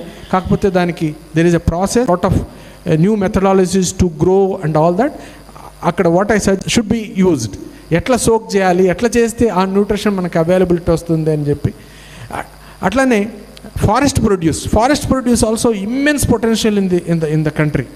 అండ్ నేను I buy my honey a raw material from Chhattisgarh. మన ఆంధ్ర అయిన worth 700 crores per annum with the small forest produce. Honey kuda around lakhs of farmers, they collect honey and they don't treat it like heat చేయటం అట్లా చేసి దాని properties పోగొట్టడం చేస్తున్నా ఉంది. It's not nutritious. I can say as a value ఉందంటే అండి. In fact I miss that point to tell to madam. It can be A preservative. It can be the best natural preservative. Natural honey, నిజమైన honey అవుతే దాన్ని 10 సంవత్సరాలు ఉన్నా ఏమవ్వదు, మీరు product ఏదన్నా పెట్టినా కానీ. అట్లానే identification, choosing ingredient and then దాన్ని మనము ఎట్లా ఉపయోగించుకోవాలి, దాని ప్రాపర్టీస్, టెక్నాలజీ, ఈ 3 కలిపితే freeze drying technologies and then protein shifting technology. And today మన బ్యాళ్ళ నుంచి కానీ లేకపోతే బఠానీల నుంచి కానీ you see in the market lot of pea protein in the market. It's not like దానికేం పెద్ద టెక్నాలజీ ఎక్కర్లా. మన దాంట్లో 60-70% ప్రోటీన్ ఉంటుంది. పీనట్స్లో నార్మల్గా 24%, 26% ఉంటుంది. So you are upgrading to 70%. So all these technology we are coming. Germany ఎప్పటి నుంచో చేస్తూ ఉంది. ఆ మెషిన్స్ మనం ఇప్పుడు తెచ్చుకొని కొంటున్నాం. సో ఇసురాయి నుంచి మనము మెషిన్ తయారు చేయలేకపోయాం. మనం ఇసురాయి గో. And of course these kind of technologies that can help to retain the nutrition plus shelf life కూడా ఇంక్రీజ్ చేయడానికి ఉంటుంది. అల్టిమేట్గా ఫుడ్ ప్రాసెసింగ్లో దెర్ ఆర్ మెనీ, నేను చెప్తే మీకు మళ్ళీ చాలా టైం అవుతుంది. There are many things. ఇందాక చెప్పినట్టు ఒక వర్గం దానికి కూడా ఉన్నారు. ఈ రైస్ నేను తీసేయమని ఎవరు చెప్పరు. పిల్లలకు రైస్ కావాలి. That is the best carbohydrate. You can't avoid rice. అవకాశం ఉందా? తప్పకుండా అండి. ఎందుకంటే మనం చేసే ఇది ప్రతి విలేజ్లోనూ చేయదగ్గవి, ప్రతి విలేజ్లోనూ. ఇప్పుడు దే గ్రో సోప్, దాని నుంచి మీరు నీరా తీసుకోవచ్చు. Neera is going to be big market. దాని నుంచి నీరాన్ని మళ్ళా అది మార్కెట్లో అది ఆల్టర్నేటివ్ మీకు బెల్లం చేయొచ్చు. ఆ బెల్లం అనేది లైఫ్ టైం బెల్లం, దానికి ఎక్స్పైర్ లేదు. ఇందాక మీరు తేనె 10 సంవత్సరాలు తేనెకి ఎక్స్పైర్ లేదు. 100 years తేనె ఉందంటే దానికి హైయెస్ట్ కాస్ట్. ఇప్పుడు బెల్లం కానీ పెట్టి కింద పాత్రలు వేసి ఇవన్నీ దెర్ ఆర్ సర్టెన్ థింగ్స్ వచ్చి మిల్లెట్స్ ఉంది. మిల్లెట్స్ని మా దగ్గర అంతా మిల్లెట్స్ మొత్తం టోటల్ రైస్ వీటితో ఏం చేస్తారో అన్ని రకాల కేక్. మీరు ద కేక్ టుడే చిల్డ్రన్కి అది ఎంత రిక్వైర్మెంటు మీరు చూసారంటే, మనం చేసే మైదాతో చేసే కేక్ అంటే ఈ మిల్లెట్స్తో చేసే బేస్ ఆఫ్ అవర్ ఈ మిల్లెట్స్ని తప్పకుండా మనం కన్జంప్షన్ దాంట్లో హైయెస్ట్ ఫైబర్ ఉంది, న్యూట్రిషన్ అని. దానికి మించింది రెండేది లేని దాన్ని వదిలేసి మనం ఎక్కడెక్కడో బియ్యం అని వీటని దాంట్లో అనేక రకాల జబ్బులు ఈ సో మచ్ రిక్వైర్డ్. మన వేస్ట్ ల్యాండ్స్ చాలా ఉన్నాయి. మన వేస్ట్ ల్యాండ్లో the type of plants what you have to grow easiest way, ఆ ప్లాంట్స్ వాటిని మనం వదిలేసి అన్నీ వాటర్ వచ్చిందని only rice we are growing. We have to take the water మీద మనం వెళ్ళాలి. So that the future generation they will curse us, because whatever we consume, whatever is existing facilities, dams గట్టి ఇదంతా ఒకసారి river ఆగిపోయింది, dry అయిపోయింది. ఎన్నో reverse dry అయిపోయినాయి. మనకి ఇక్కడికి వచ్చే వాటర్, హైదరాబాద్కి వచ్చే వాటరు ఆ రివర్స్ డ్రై అయితే వాట్ ఈజ్ ఆల్టర్నేటివ్ అనేది అట్లా. సుష్మా గారు, I think Telangana government schemes, how can FPOs use your schemes, and are there any financial incentives? Thank you actually for asking this question sir. నేను ఇందాకే FPOs, SHGs ఎవరైతే ఉన్నారో వాళ్ళతో చాలా క్లోజ్గా వర్క్ చేస్తున్నాం. సో ఎవరైతే ఫుడ్ ప్రాసెసింగ్ చేస్తున్నారో FPOs కానీ పెద్ద ప్రాజెక్ట్స్ ఏవైతే పెట్టాలనుకుంటారో ఈ PMFME స్కీమ్ ద్వారా వాళ్ళకి క్యాపిటల్ సబ్సిడీ అంటే 35% ఇవ్వడం జరుగుతుంది. గ్రూప్ ప్రాజెక్ట్స్కి అప్ టు 10 crores వరకు ఇస్తారు. 35% of the project cost up to 10 crores ఉంది. అండ్ వాళ్ళకి కావాల్సిన ఏమంటారు ట్రైనింగ్ కానివ్వండి, వాళ్ళకి కావాల్సిన DPR ప్రిపేర్ చేయడంలో కానివ్వండి, వాళ్ళకి బ్యాంక్ లింకేజెస్ కానివ్వండి, అన్నిట్లో కూడా స్టేట్ నోడల్ ఏజెన్సీగా food processing society will definitely facilitate. ఇది కాకుండా చిన్న చిన్న SHGs ఎవరైతే ఉన్నారో మెంబర్కి 40,000 ఆల్రెడీ ఇవ్వడం జరిగింది. అండ్ ఇలాంటి ఎవరైతే ఫుడ్ ప్రాసెసింగ్ ఎంటర్ప్రైజెస్ ఉన్నాయో వాళ్ళని ఇంకా ఐడెంటిఫై చేస్తున్నారు SERP అండ్ MEPMA ద్వారా. సో అలాంటి SHG women who are in food processing వాళ్ళకు కూడా ఫినాన్షియల్ ఇన్సెంటివ్ పార్ట్గా 40,000 ఇస్తున్నారు. సో అండ్ POస్కి గ్రూప్ ప్రాజెక్ట్స్కి వాళ్ళు పెద్ద యూనిట్స్ కానివ్వండి, చిన్న యూనిట్స్ కానివ్వండి, individual capacity or as a group they can definitely ఈ ఫార్మలైజేషన్ స్కీమ్ని అవైల్ చేసుకోవచ్చు సార్. ఎక్స్పోర్ట్స్ అండి, I think lot of people keep asking me this question, exports ఎలా చేయాలి ఏంటి అని. I not get in to the details how to do, but exports అనేది India నుంచి one is the maximum which goes is mostly to, one is Africa, second is Middle East, and little bit to Southeast Asia, and developed countries Europe and US in terms of percentage is very small. కాకపోతే ఇప్పుడు ఈ markets కూడా I'm taking Middle East కానివ్వండి, South East Asia also, they become very very tight in terms of pesticide residues and other things. So చిల్లీలో ఇప్పుడు మనము because of this problems, chilli కానీ స్పైసెస్లో కానీ they are lot of companies are directly working with farmers చేసి, contract farming చేసి వాళ్ళకు educate చేసి పెస్టిసైడ్స్ ఏది వాడవచ్చు, ఏది వాడకూడదు, ఎప్పుడు వాడవచ్చు, ఇవన్నీ. అదే విధానంగా ఈవెన్ ప్రోడక్ట్స్ లైక్ రైస్ కానివ్వండి, దాల్స్ కానివ్వండి, this restrictions are going to go up. So daniki I think food processing companies should look at if not working directly with farmers, directly with FPOs. ఎందుకంటే వాళ్ళకు ఆల్రెడీ సెటప్ ఉంటుంది, organisation structure ఉంది, people are there, so it becomes that much more easier. So I think we have to look at these angles, and then Rangaiah garu అన్నట్టు clean food or safe food becomes very very important. ఆ cleanliness, safety అనేది మనం processing యూనిట్లోనే చేయలేము. ఎందుకంటే మన base raw material contaminated ఉంటే దాన్ని మనము ఏ చేసినా కూడా కష్టం. So I think there is lot of opportunities because as part of CII I have also interacted with almost 200 FPOs across entire South India, and main realization ఏంటంటే most of them are doing some input trading. అదే dealer దగ్గర కొనటము, దాని తర్వాత అదే రైతులకు ఇవ్వటము. కాకపోతే the biggest opportunity is in అవుట్పుట్లో ఏంటంటే you'll have to tie up with companies, but you'll have to also put in more hard work in terms of educating farmers, how to harvest it in a clean manner, how to store it properly, how to make sure that the moisture is right. So there's a lot of value addition which FPOs can do. So these opportunities are there. Not only FPOs, even entrepreneurs. ఇంతకుముందు మనం ట్రెడిషనల్గా you have a trader, మండీలో shop ఉంటుంది, అక్కడ తీసుకొచ్చి ఏది వస్తే అది కొంటారు. అది కాకుండా we have to go one step back and start working with farmers and making sure that we are able to meet this requirements. అలానే agriculture infrastructure fund and almost సుమారు 1 lakh crores-తో government of India has launch this scheme. Still the utilization is very poor. So if you want to setup any basic processing equipment etc., 3 to 4% దీంట్లో interest subvention ఉంది.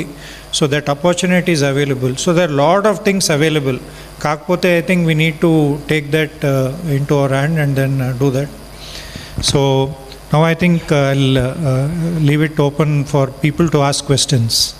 మీకు ఏదైనా any questions ఉంటే you can please ask. Yeah, thanks. Mine please.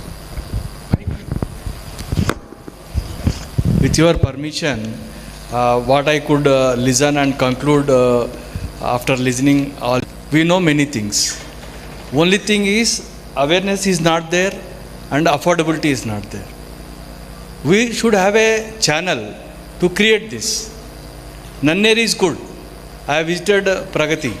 I am so much impressed with the way he is working. I am now closely working with Dr. Rangaya. I am so much impressed. I told on his face.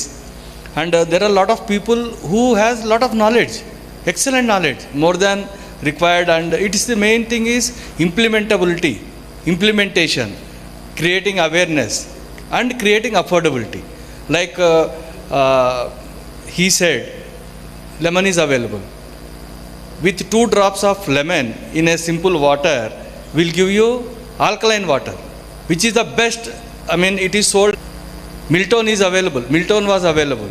So I request this forum to create, awareness and affordability for all the good products that we are producing, and also like Mr. Shushmaji has said, they are closely working with FPOs. So it is all that products are not reaching to the consumers. Everybody will go to DMart. Everybody will go to Reliance Fresh. Everybody will go to Big Bazaar. So I request so that the revolution should come. All these FPOs should have a platform so that we are able to create at least a miniature of DMart or something Reliance.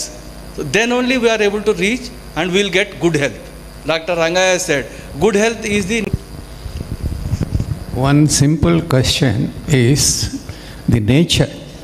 We are forgetting the nature. We speak organic, semi-organic and then chemical. Least realizing the fact that our all microbiomes, the plants, the animals and the humans, we are not linked properly. So this is, therefore, whatever research is there, the actionable research in the field should be linked to the policy. Ma'am should, in fact, I can come and have one-to-one interaction with you to see the effects of all these things. And then when you go to the cluster to make those products, you should be able to devise policies to link these actionable research in the fields and bring how far you are taking these steps in that direction so that food health can be increased in the food growing stage itself, so that the shelf life of mango can be increased. I have instances in my own orchard. So please take the actionable research to the policy level. Thank you. Thanks. Yeah, my request is if you have a specific question to any of us, please address that. The general comments, I think we can always discuss later. It is a specific question, sir. Sure. I mean, I have a factory, probably one of its kind of a factory in the entire Telugu states. I mean, we manufacture utilized and other things, but it's very difficult to approach the government for anything. The bureaucracy levels are absolutely very long. To meet an MD of a particular government organization to take his approval, probably we have to work about 3 months every day basis kind of a thing. And they say, okay, we'll give this particular scheme, that particular scheme and other things, but don't move at all. See, marketability of these particular things are becoming tough day by day. You know, Telangana Agros has 700 entrepreneurs. But you know, how to approach the 700 entrepreneurs? I mean, they are the people who can market our products. They can take it to the villages. They are all entrepreneurs coming from the marketability of these particular things are tough. That's why the farmers are not willing to do it so easily. So some kind of marketability issues can be addressed. Then probably things will streamline. Thanks, Andy. So I think everywhere the question of marketing is coming up.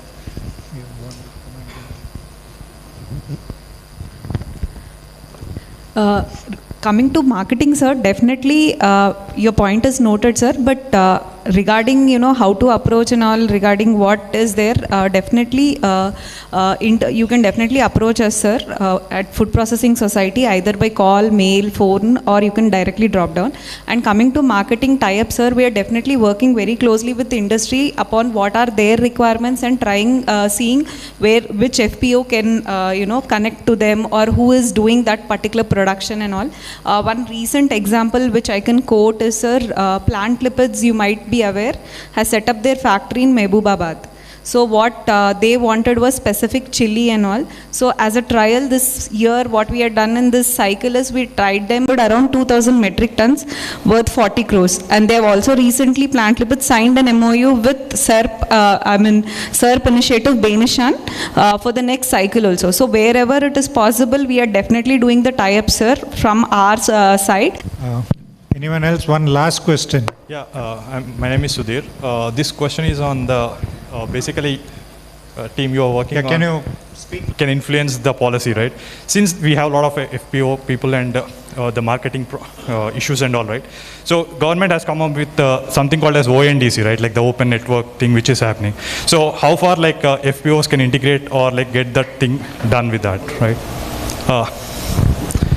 I think ONDC right now, I think they are doing a pilot in Bangalore, and then hopefully in the next 5-6 months it will scale up.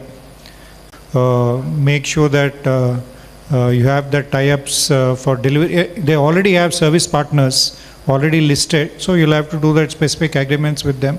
So it will be open for everyone. My guess is perhaps in the next 6 to 9 months it will start scaling up everywhere. Anything you want to add? That's it. Yeah. మంచి session నడుస్తూ ఉంది. FPO గురించి మీరు చాలా చెప్పారు. రంగయ్య గారు కూడా ఏం చెప్పారంటే డిమాండ్, మార్కెట్ డిమాండ్ ఏమేమి ఉంది, పాలు ఎట్లా ఉంది, ఫిష్ ఎట్లా ఉంది ఇవన్నీ చెప్పారు. ప్రొడక్షన్ చేయడానికి రైతులకు ఏమి ఇబ్బంది లేదు. మనం మాట్లాడుకున్నప్పుడు చెప్పాము, వరి ఎక్కువ వేస్తున్నారు. వరికి కంపల్సరీ ఎంఎస్పి ఉంది కాబట్టి వేస్తున్నారు. మిగతా వాటికి ఎంఎస్పి లేదు, ఎన్ష్యూర్గా కొనుగోలు లేదు. ఆ మార్కెట్ ఫ్లక్చువేషన్లో రైతులు చాలా సఫర్ అవుతున్నారు. దాని ఏర్పాటు లేకుండా చేయలేము. ఉదాహరణకి డైరీ గురించి రంగయ్య గారు చాలా చెప్పాడు. మన తెలంగాణలో డైరీ రోజున తర్వాత కుదించుకోబోతుంది. ఎందుకంటే పశుగ్రాసం లేదు. పశుగ్రాసం ఎందుకు లేదు? ఉంది, వరి కింద గ్రాసం ఉంది. దాన్ని హార్వెస్ట్ చేసినాక మిషన్తో హార్వెస్ట్ చేసిన తర్వాత గడ్డి వస్తుంది. సో మన కాస్ట్ ఆఫ్ కల్టివేషన్ తగ్గి, ఇన్పుట్స్ కాస్ట్ తగ్గి, మిషనరీ కాస్ట్ తగ్గి, ఆ గడ్డి 10 రూపాయల లోపల కట్ట తయారైంది అనుకోండి, తప్పకుండా గడ్డి పెట్టుకుంటాడు. ఈ గడ్డి కాస్ట్ అవుతుంది కాబట్టి పశువులు లేకుండా పోతుంది. పశువులు లేదు కాబట్టి మనకు పాలు రాకుండా పోతుంది. పక్కన అమూల్యం ఇంకా మిగతా రాష్ట్రాల నుంచి చాలా వస్తున్నాయి. సో దీనికి గ్రౌండ్ రియాలిటీ ఏమిటి అనేది మనం పరిశీలించాలి. అట్లాగే కాస్ట్, ఇప్పుడు ఆర్గానిక్ విషయంలో కూడా రాజశేఖర్ గారు చాలా చెప్పారు. ఎస్, ఆర్గానిక్ చేస్తే కెమికల్కు ఆర్గానిక్లో కాస్ట్ ఎక్కువ వస్తుంది. మామూలు కామన్ మ్యాన్ ఆర్గానిక్ అని ఇంట్రెస్ట్ చేస్తే అతనికి మార్కెట్ హోల్డ్ చేయాలి. రాజశేఖర రెడ్డి గారు అందరికి దొరకడు. లేదు, అతనికి రాజశేఖర్ గారు దొరకకపోవచ్చు. లేదు, వాడు ఒకడే ఒక ఊర్లో అక్కడ ఆర్గానిక్ చేస్తే హౌ కెన్ ఈ మార్కెట్ చేయగలుగుతారు? అందుకని గ్రౌండ్ రియాలిటీలో రైతుకు ఈ కెన్ డూ ఇట్ ఎనీథింగ్, కానీ అతనికి ఎట్లా గ్యారెంటీగా తన సరుకు అమ్ముడుపోతుందంటే ఈ కెన్ డూ ఇట్. ఉదాహరణకు లెమన్ గురించి మన మిత్రులు చెప్పారు, 2 డ్రాపులు పెట్టుకుంటే చాలా వాల్యూ అండి. మా దగ్గర 11,000 ఎకరాలు లెమన్ ఉంది. రూట్ రాట్ వచ్చి కొన్ని చచ్చిపోతున్నాయి, ఇంకొన్ని కింద రాలిపోతే ఏరుతలేరు. బస్తా అమ్మితే 200 రూపాయలు, ఏరేవాడికి 250 రూపాయలు. How can you do it? ఇంత సైజు ఉంది. మేము వాటిని ఎక్స్పెరిమెంట్ తీసుకొచ్చి పొలిమేర వాళ్ళకి లాస్ట్ ఇయర్ 40. గ్రౌండ్ రియాలిటీలో రైతులకు మనం చేయగలుగుతాం, వండర్ఫుల్ చేయగలుగుతాం. లాస్ట్ టైం ప్రభుత్వం అనేది 10,000 కింట కందులు కొంటాం అని చెప్పింది. కందులు వేసిన తర్వాత అది 600, 6,500, 5,000కే కొన్నారే మార్కెట్ వాళ్ళు. ఆటోమేటిక్గా మళ్ళీ నెక్స్ట్ కందులు ఏమంటాడు, ఎట్లా వేస్తాడు? సో అందుకని రైతుకు గ్యారెంటీగా ఆర్గానిక్ చేయమంటే చేస్తే ఏదైనా చేయగలుగుతాడు. కానీ అక్కడ గ్రౌండ్ రియాలిటీలో మనం ఎట్లా ఎక్స్ప్లోర్ చేయాలనేది ఒక పెద్ద సమస్య ఉంది. అట్లాగే ఎఫ్పిఓకి సంబంధించి మేము ఎక్స్పెరిమెంట్ చేస్తాం. రాజశేఖర్ గారు చెప్పారు అగ్రి ఇన్ఫ్రాస్ట్రక్చర్ ఫండ్ ఉంది. అవును, ఎస్, మేము వీఆర్ యూజింగ్ 2 కోట్ల రూపాయలు మాకు అగ్రి కింద ఎస్బీఐ శాంక్షన్ చేసేది. ఐ థింక్ సుష్మా గారు ఎఫ్పిఓ మా ఫుడ్ ప్రాసెసింగ్ సంబంధించిన రిపోర్ట్ వారే చేశారు ఫార్మ్ గేట్ స్కీమ్ కింద. కాబట్టి మనం కస్టమైజేషన్ తీసుకొచ్చి మన మిషన్ పెట్టి 25కే చూద్దాం. వాడు కూడా 25కి వస్తారు కాంపిటీటర్ అని. That we are going to plan. దున్నకంలో కాస్ట్ తగ్గియాలి, కాంపిటీషన్ చేయాలి. 1,200 దుంటే మేము 1,000 రూపాయలు దున్నుతున్నాం. We have do it. కానీ అదంతా ఇంకా మెటీరియలైజ్ రావాలంటే, ఎఫ్పిఓలు కానీ ఇంకేదైనా రావాలంటే అక్కడ గ్రౌండ్ ఎక్స్పెండిచర్ కనుక తగ్గించగలిగితేనే బయటకు వస్తాం. ఆ తర్వాత ఇన్పుట్స్ సంబంధించి మీరు మన ఇండస్ట్రీస్ అందరం కూడా మీకు మార్కెట్ని దృష్టిలో పెట్టుకొని మన దగ్గర కొంటారు. వాని కాస్ట్ దృష్టిలో పెట్టుకొని మనం కొనం. మరి ఆడ ఎట్లా నీకు ఉత్పత్తి చేస్తారు? కావాలి డిమాండ్ మనం అంటున్నాము. How can it? చిన్న పోల్ట్రీస్ చెప్పారు సార్ రంగయ్య గారు. చిన్న పోల్ట్రీస్ అంతా పెద్ద పోల్ట్రీ అయినా వెంకాబో ఇంకోటి సుగుణ వచ్చి వాళ్ళు మానిటరింగ్ చేసి ఆ ప్రాఫిట్ అంతా వీళ్ళు మేనేజ్ చేస్తారు. వీళ్ళే తీసుకుంటున్నారు. చిక్కు వాళ్ళే ఇస్తున్నారు, ఫీడ్ వాళ్ళే ఇస్తున్నారు. అందులో లాసెస్ వస్తేనే వాడు భరించాలి. సో ఇవన్నీ గ్రౌండ్ రియాలిటీలో చాలా సమస్యలు ఉన్నాయి. ఇండస్ట్రీ గ్రో కావాలి. ఇండస్ట్రీ గ్రో కావటం అంటే రైతులను ఎక్స్ప్లాయిట్ చేసి గ్రో కావటం కాదు sir. Okay, that is what it's a ground reality. మేము స్ట్రగుల్ పడుతున్న ఎఫ్పిఓస్. సో దాంట్లో కూడా అనేక సమస్యలు ఉన్నాయి, రైతులకు అనేక ఇబ్బందులు ఉన్నాయి. వాళ్ళ విషయంలో కూడా మనం చర్చించాలి. ఒక ఇండస్ట్రీ సక్సెస్ కావాలంటే ఆ ఇండస్ట్రీ కావాల్సిన రా మెటీరియల్స్ ప్రొడక్షన్ ఏమిటి, వాడికి ఇబ్బందులు ఏంటి, వాటిని కనుక పరిశీలించగలిగితేనే మనం నెక్స్ట్ లెవెల్లో ఇండస్ట్రీస్ అనేవి ఫుడ్ ప్రాసెసింగ్ ఇండస్ట్రీ గ్రో అవుతుంది. దాన్ని మనం అందరం దృష్టిలో పెట్టుకోవడం అనేది అత్యంత అవసరం అనేది నా అభిప్రాయం. దానికోసం మన ప్రాసెస్ ఆ ఇండస్ట్రీ సిఐ వాళ్ళు ఇండస్ట్రీ గుర్తించాల్సిందంటే పరిశ్రమ గ్రో కావాలని మనం కాకుండా ఆ పరిశ్రమ టీఎస్ ఐఐసి వాళ్ళు ఫుడ్ ప్రాసెసింగ్ కోసం జోన్స్ ఏర్పాటు చేశారు. ఎస్, తర్వాత గవర్నమెంట్ ఆఫ్ ఇండియా పాలసీస్ ఉన్నాయి. కానీ ఎందుకు రాలేకపోతున్నారు? దానికి సంబంధించిన విషయాన్ని కనుక మనం అవుట్పుట్ చేయగలిగితే we can make it wonders. దానికి లెవెల్లో ప్రజలు తయారు చేయాలి. That is my impression. ఈ ప్రోగ్రాం గురించి మేము బలపరుస్తున్నాము.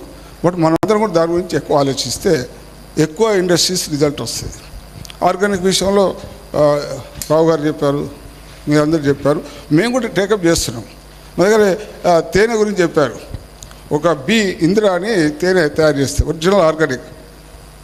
ఆమె ఉత్పత్తి ఖర్చు 500 అవుతుంది, కొనేటోడు 350 కొంటున్నారు. How it is? These are correct things and important things. కాకపోతే ఇక్కడ టైం లేక I don't think we can debate. But మేమందరం కృషి చేసేది అదే, రంగయ్య గారైనా మేమైనా తనైనా.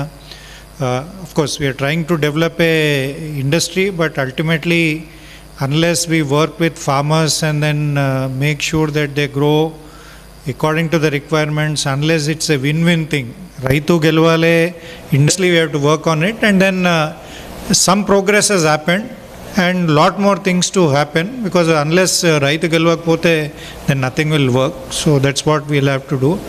Thanks Andi. I think we have run out of time. Malli next I think man tarvata maatladukundamandi lunch time lo. Yeah, lunch టైంలో మాట్లాడవచ్చు. Thanks sir. One last in continuation with that only. Other esteemed panelists, We will now move.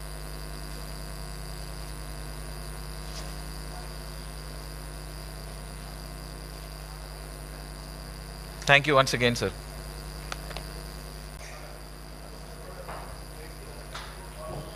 Five chairs, sir.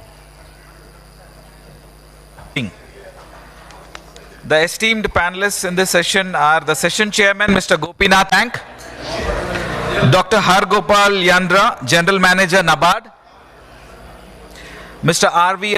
May I request this gentleman to kindly come onto the stage.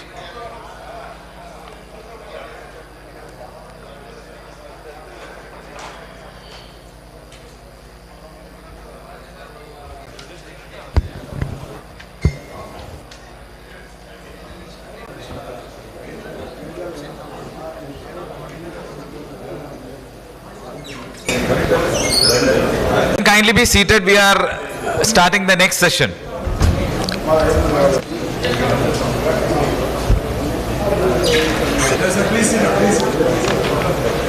This session will be chaired by Mr. Gopinath Koneti, and he brings with him over 20 years of food and agri-business domain expertise from cross-cutting sectors like agri-inputs, rural marketing, crop.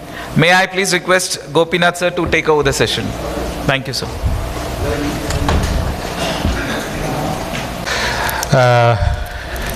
For organizing this session and the event, I thank our seats this opportunity.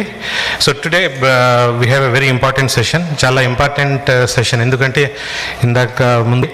So we have a noble job to understand and what are all the various opportunities that we have in priority sector lending. We will briefly touch upon that. Priority sector lending gurinchi just rendu mukkale cheptanu. We have a very strong panel here. Reserve Bank of India, to help the economy focusing towards certain sectors. Economy ముందుకెళ్ళాలంటే కొన్ని రంగాలు మనకు అవసరం కాబట్టి ఏ రంగాలకి ఎలా support చేస్తే బాగుంటుందన్న ఉద్దేశంతో కొన్ని సెక్టార్స్కి they have created some guidelines. Broadly మనం సబ్జెక్టులకు డీప్కి వెళ్ళాల్సిన అవసరం లేదు. ప్రయారిటీ సెక్టర్స్ ఏంటంటే అగ్రికల్చర్ కానీ, తర్వాత MSME small and medium enterprises, తర్వాత హౌసింగ్ కానీ, ఎడ్యుకేషన్ కానివ్వండి, ఎక్స్పోర్ట్స్ కానివ్వండి, ఇలాగా ఒక 6-7 రకాల రంగాలు ఉన్నాయి. వీటికి టోటల్గా ప్రైవేట్ సెక్టర్ బ్యాంక్స్ కానీ, పబ్లిక్ సెక్టర్ బ్యాంక్స్ కానీ, రూరల్ బ్యాంక్స్ కానీ, వీటన్నిటికి కూడా రకరకాలైనటువంటి రెగ్యులేషన్స్ వాళ్ళు ఏర్పరిచారు. ఆర్బీఐ వాళ్ళు ఒక బ్యాంక్గా ఫంక్షన్ చేయాలంటే కానీ మనం అంటే ఎక్కువ ఉపద్ఘాతం లేకుండా, we will not get into too much of a lecturing. We will briefly introduce all the panel and they will give their remarks for 5 minutes and we will give more time for question and answer session. మీకు ఏదైనా కానీ in case you have any brief question regarding priority sector, how it can benefit you, and you can send your questions. I will give a phone number. Kluptanga, in a concise manner, send your question to that number and we will take those questions one by one.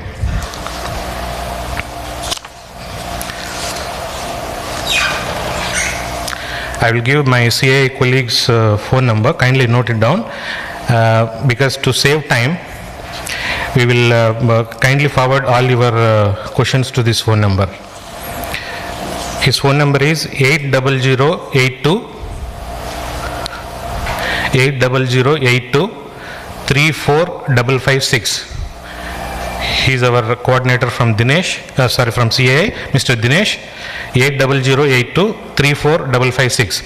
You can send your questions so that we will put a sequence and then try to answer within this, because now we are holding you, we are in between the lunch and this session, so we need to be very careful in utilizing our time.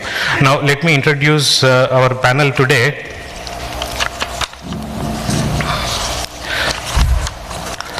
So we have Mr. KVN Yesbabu Garu, who is Group President and Regional Business Head of South Emerging Corporate Banking in S Bank. Yesbabu is also an ex-colleague of mine, and as well as he is comes with an illustrious career of over 20 years, and he is a chartered accountant. He worked in ITC in Agri-Business Division, and then he continued his banking journey.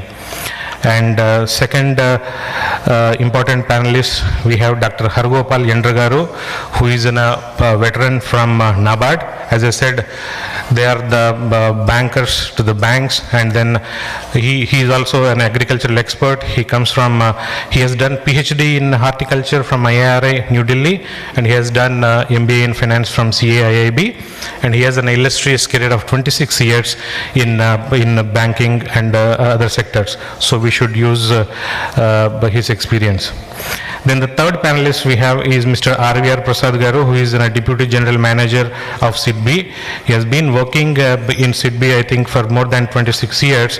He started his journey in 1994, and he's currently working in the risk management vertical at the corporate office, and let us use his experience for our benefit. And we have Mr. Manish Rastogi, who is Deputy General Manager, SME, State Bank of India, Telangana. He recently took charge at Hyderabad, and he handles SME portfolio of Hyderabad Circle. And before coming here, he worked in SBI Osaka branch of Japan from 2016 to 2021. So as I said, we have a very rich panel here, and I would, as I said, I've already given a brief about what is this priority sector lending, and then how it helps the entire sector, right from farmers to corporate sector. These guidelines help in, let's say, prioritizing, and based on the, let's say, the approach of each bank, whether it is private sector or public sector, they cater to various clients of bank. And let us hear from, first I would introduce, I would like to call upon Mr. KVN Yeswab Garu to give a brief about various, let's say, brief on PSL and what are the various opportunities we have. And thank you.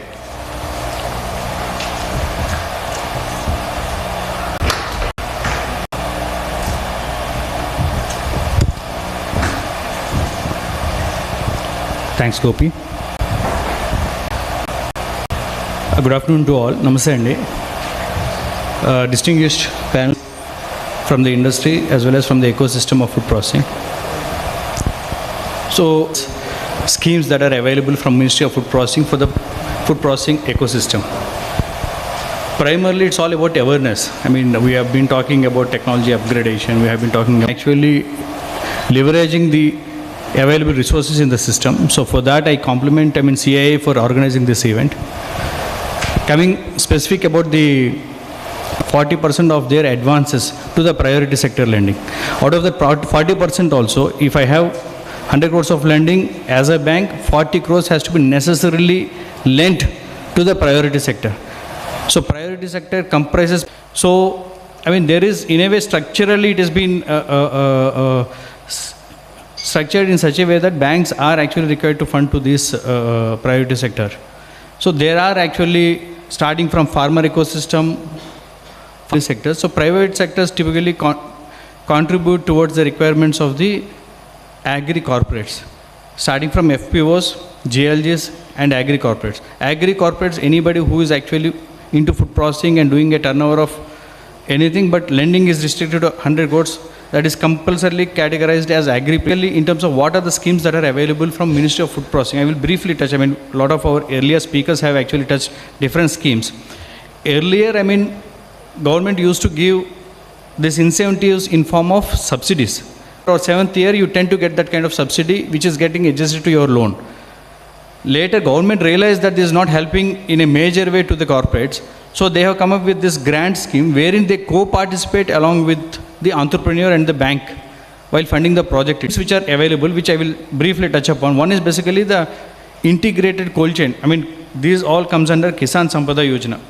Government has actually seen from a different perspective. I mean, with an objective to grow the food processing industry, to reduce the wastage in the industry, to improve the technology, and also to create employment where they are covering the lower segment or the startup ecosystem of the food processing.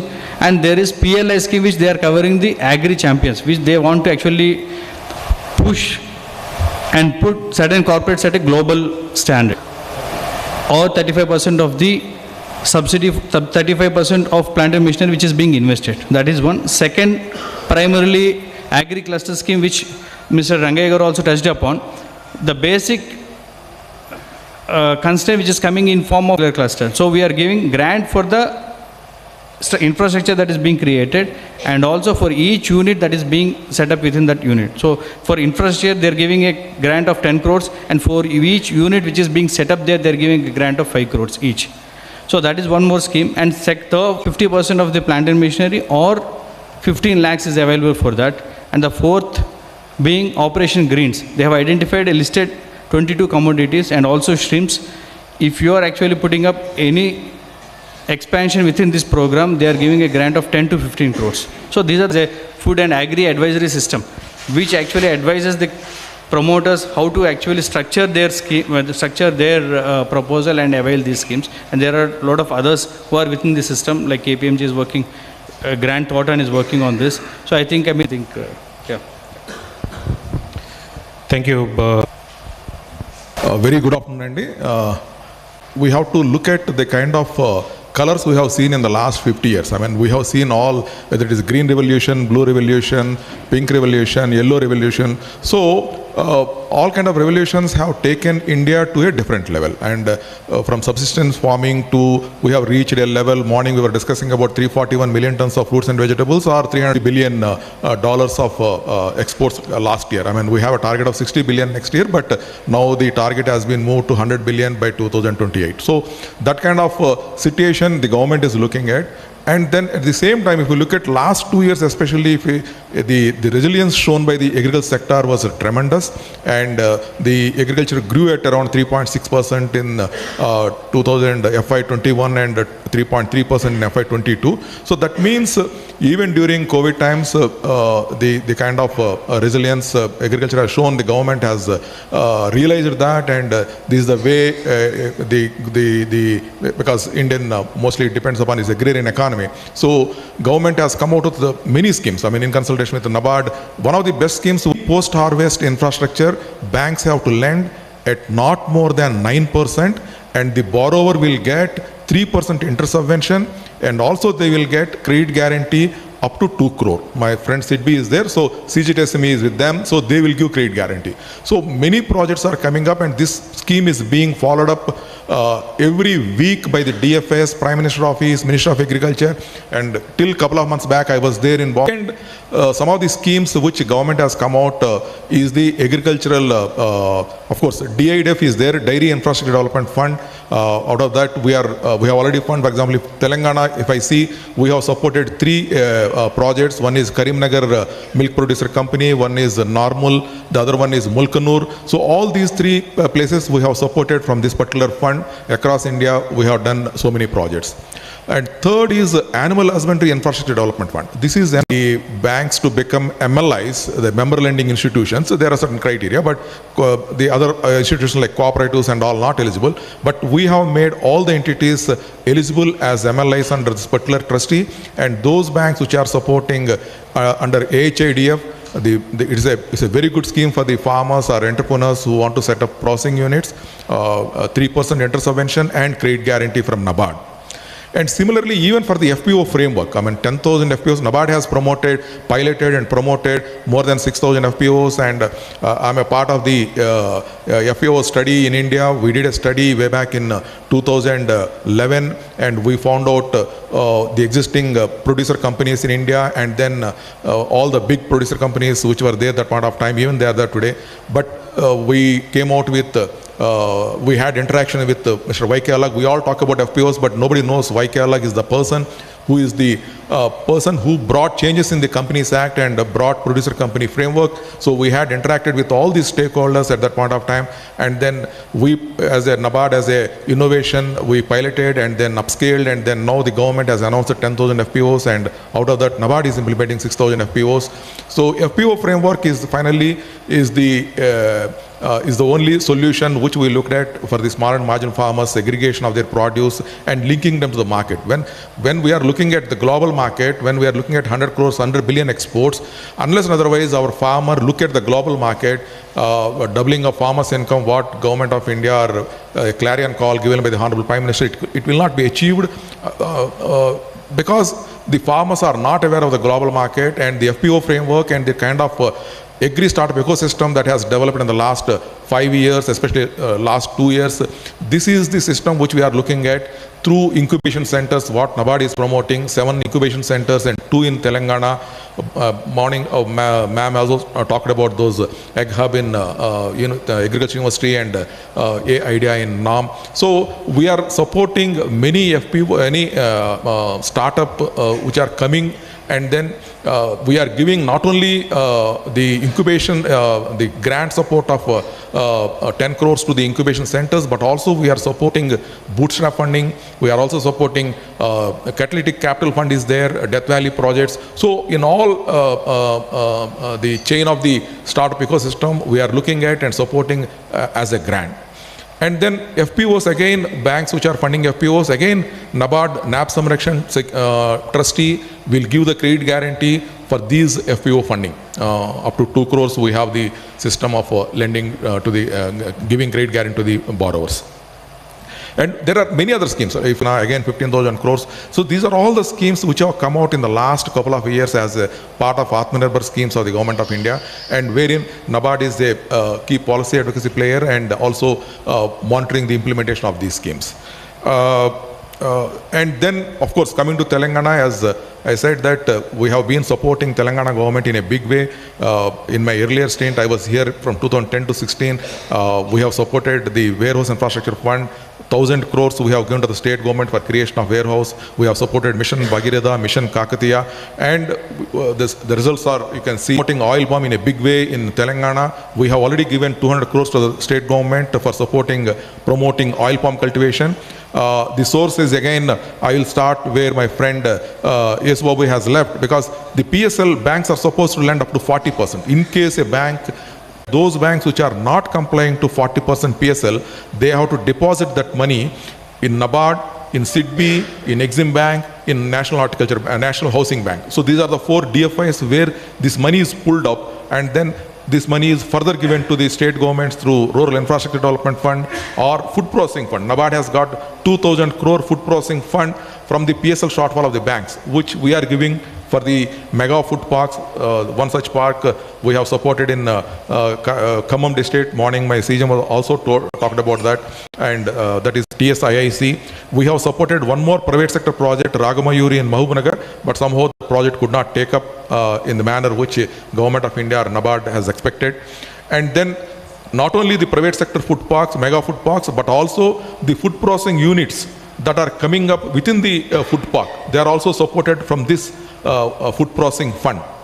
When I talk about food processing fund, this is a concessional nature compared to the commercial bank funding, because this is a PSL shortfall money which we are getting at a lower rate from the banking industry.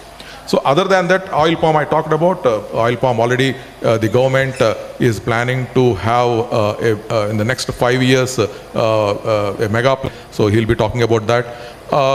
We are supporting all the interventions of the state government wherever food processing activities are being taken up, not only in Telangana, across the India.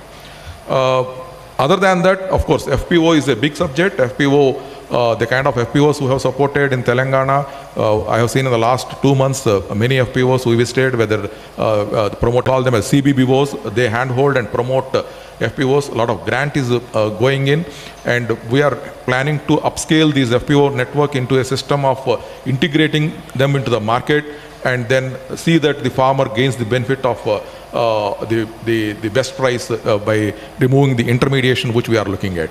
And other than that, of course, there are so many activities. NABARD is looking at the Tribal Development Fund, which we give it as a grant, and then in tribal areas, many projects in Telangana we have supported, wherein the tribal farmers are given to cultivate a wadi, like a mango plantation or a guava plant. We are looking at the post-harvest management and processing facilities within that, created by the TDF, that Tribal Development Fund, and then we are trying to change the lives of the people, tribal people in rural areas.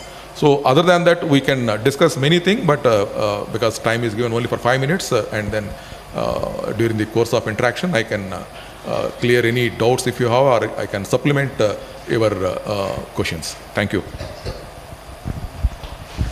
Thank you, Hargopal Garu. As I said, they are the big boss of banking, agriculture banking. So, ఇవాళంతా మొత్తం ఒక రోజు ఇచ్చినా కానీ హరగోపాల్ గారు చెప్తూనే ఉంటారు. కాబట్టి lunch టైంలో మీకు ఏమైనా డౌట్స్ ఉంటే ఆయన పట్టుకోండి. If you once you listen all five of us on various things that are happening in lending and what kind of schemes are there, what government is doing, sometimes it can connect entrepreneurs and then talking to them and understanding the entrepreneur mindset. నా suggestion ఏంటంటే, as an entrepreneur, your first duty is to look at the viability of your project. Focus on that. మిగతా schemes, government సబ్సిడీలు, grants ఇవన్నీ వస్తాయి పోతాయి. But your focus in the subject ఇందులోకి దిక్కండి. That's my honest observation and that should not be the approach at all. Because I always tell all the entrepreneurs one thing, businesses are all దగ్గర నుంచి rocket తయారు చేసేవారు ఎవరో ఒకరు ఆ రంగంలో దాన్ని సక్సెస్ చేసిన వాళ్ళు ఉంటారు. అది మనకు సూట్ అవుతుందా లేదా అన్నది నిష్పక్షపాతంగా వితౌట్ ఎ బయాస్ మీరు స్టడీ చేయగలిగినప్పుడే ఆ బిజినెస్ మీరు న్యాయం చేయగలుగుతారు. This is a small suggestion I wanted to convey. హేమత్ in this entire lending for MSME, and as Hargopal Garu said, they control one of the very important activity called CGTMSE, how it can benefit the, let's say, entrepreneurs. I would like to ask Prasad Garu to elaborate.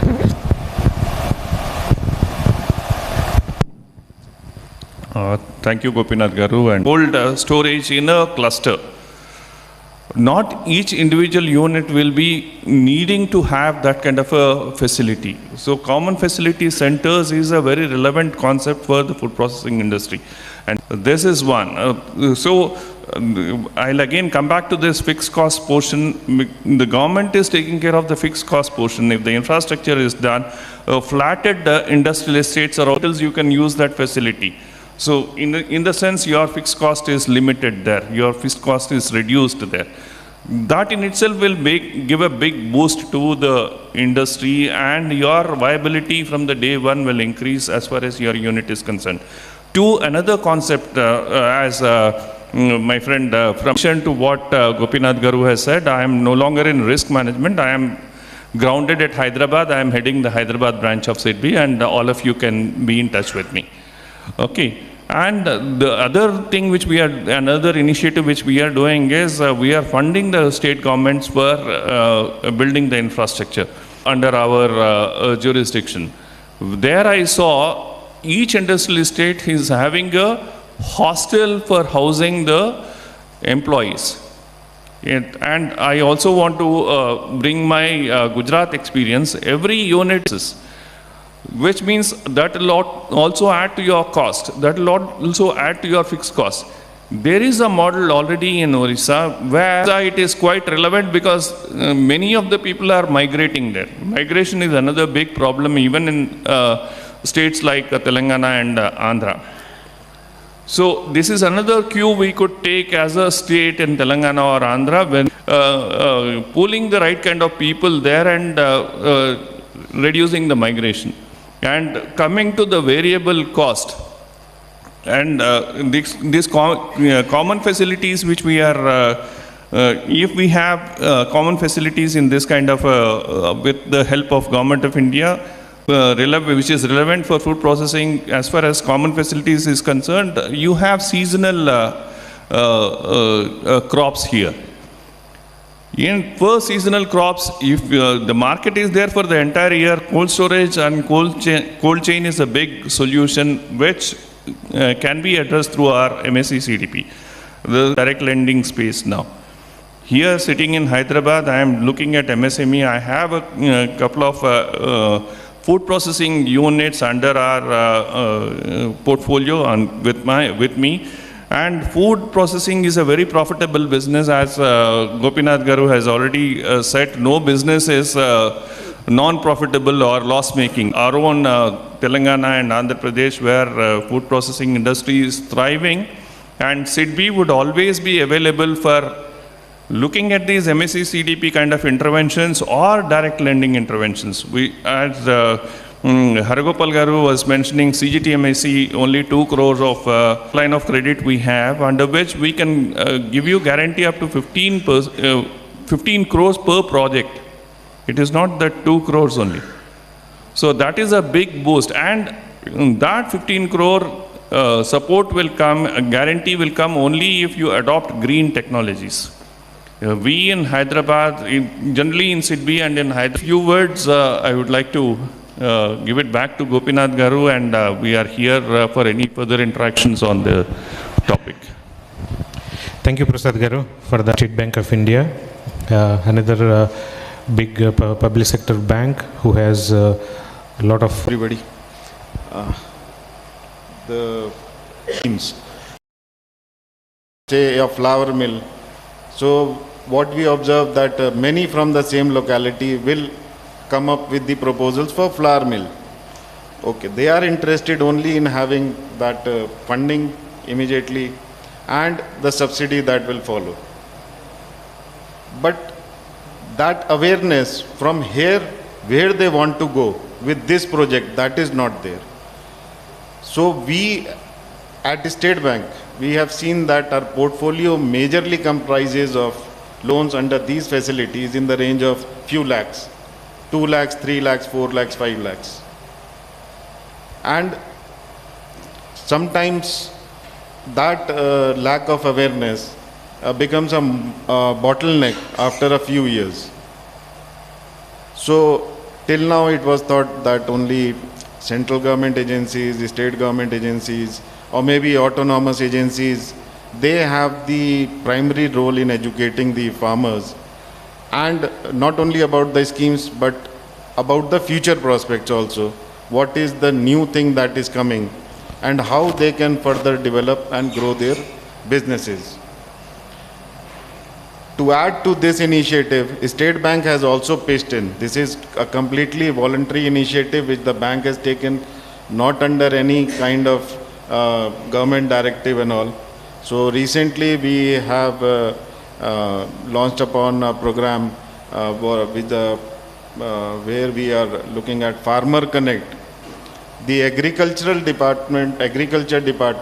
business department of our bank all across the country, they now undertake Farmer Connect programs. They spend minimum of 24 hours, adopt a particular village, spend 24 hours there, hold educational programs, awareness programs, and besides that they also tell us about our schemes and all those things. So I think that is one area wherein if we are successful, that will create a right environment for the agricultural sector and the food processing sector to grow further.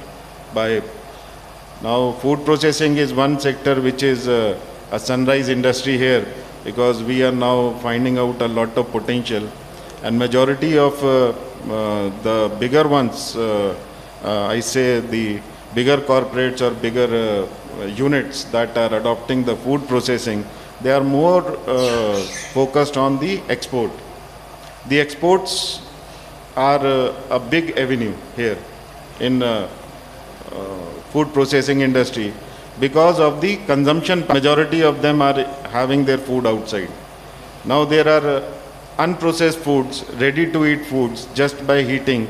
The food will be all packaged in a tiffin box or maybe a presenting tray, and you can just purchase it and heat it in a oven or a microwave, and it is ready to eat.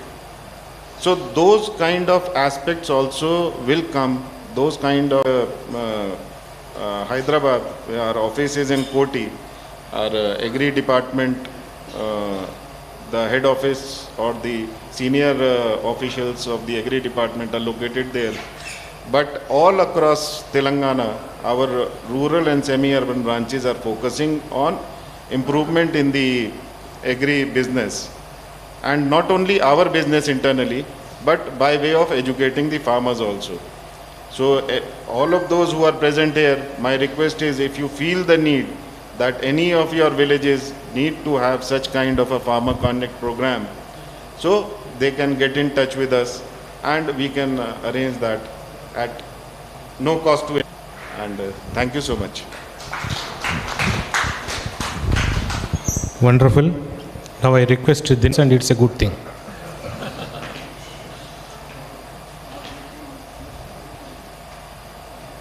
Giving, if they start giving suggestions on banking, then we have to book the hall. Any of the panelists are including me, and it should be a question. That's the condition. Otherwise, questions, please forward it to me, or I will read it out. Sir, can I ask? Go ahead, ma'am. My name is Surekha. Perspective from the FPO's perspective, from small entrepreneurs' perspective. So I would like to hear from you. What were the initiatives, or maybe at least one story SIDBI has actually supported financially and it's still doing well? Maybe what is the value that you have supported?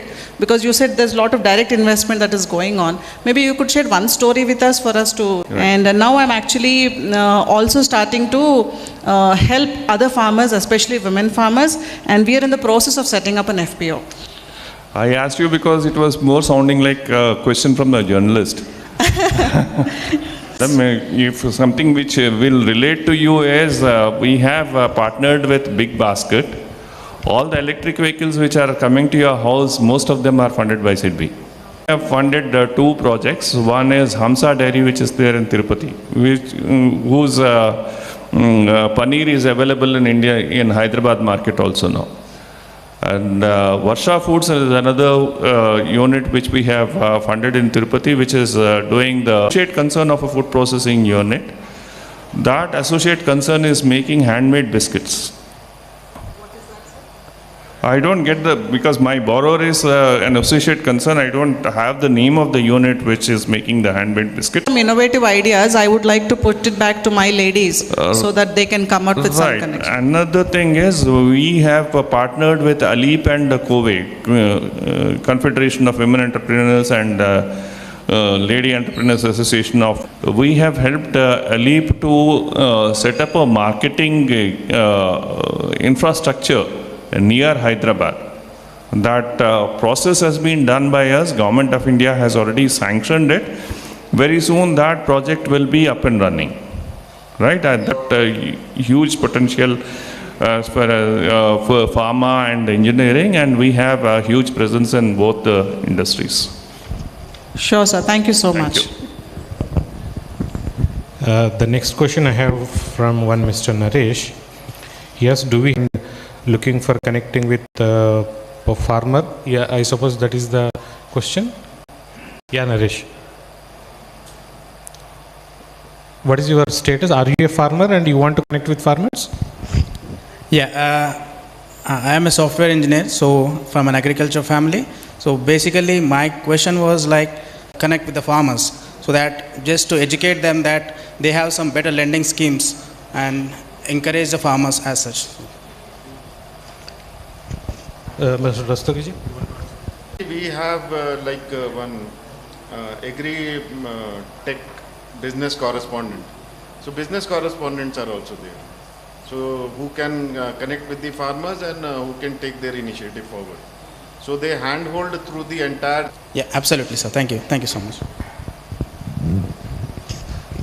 The next question is, what is... I think agri-infrastructure is a broad word, right from, let's say, you set up a small greenhouse or even a dairy farm or a poultry farm, everything that involves erection of a, if you are looking at, let's say, any specific schemes for agri-infrastructure, there are plenty.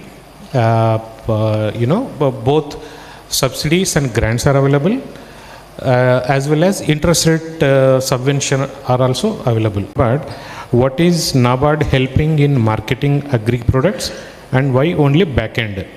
Hargopal garu? In terms of marketing, if you look at NABARD, large number of rural hearts and marts in Telangana, and see how yesterday, I think last couple of days, our CGM madam has inaugurated one of the rural heart in, it's like away from the weekly hearts, and also people can, there's a permanent structure. If the NGO is having a land, or if the local Gram Panchayat gives a land, we give support, and then such kind of infrastructure is created.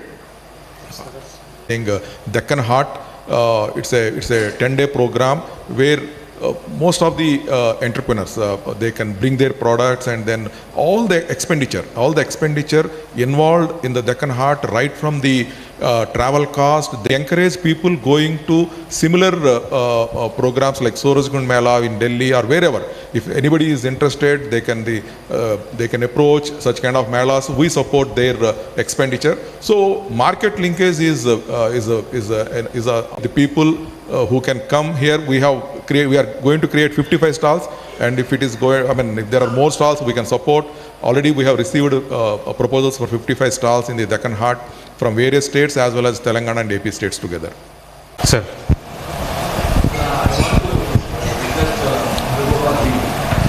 How can NABARD is having a lot of schemes for increasing, supporting dairy, giving animals. So, but the scheme is not very approachable to many of the corporates, because I am an ex-judge. Through which NABARD is to give grant for purchase of animals up to 10. So that is the ceiling. So many farmers have taken advantage of this. So 10 farmers, 10 animals, 10 lakhs. NABARD used to give 5 lakhs supplementary infrastructure development fund, through which you can establish, and you have credit guarantee, you have interest subvention from the NABARD NAB Samrakshan trusteeship. So that way you can take advantage, sir, right now. Thank you. Thank you. With this, we will conclude this session. Thank you for your patience. And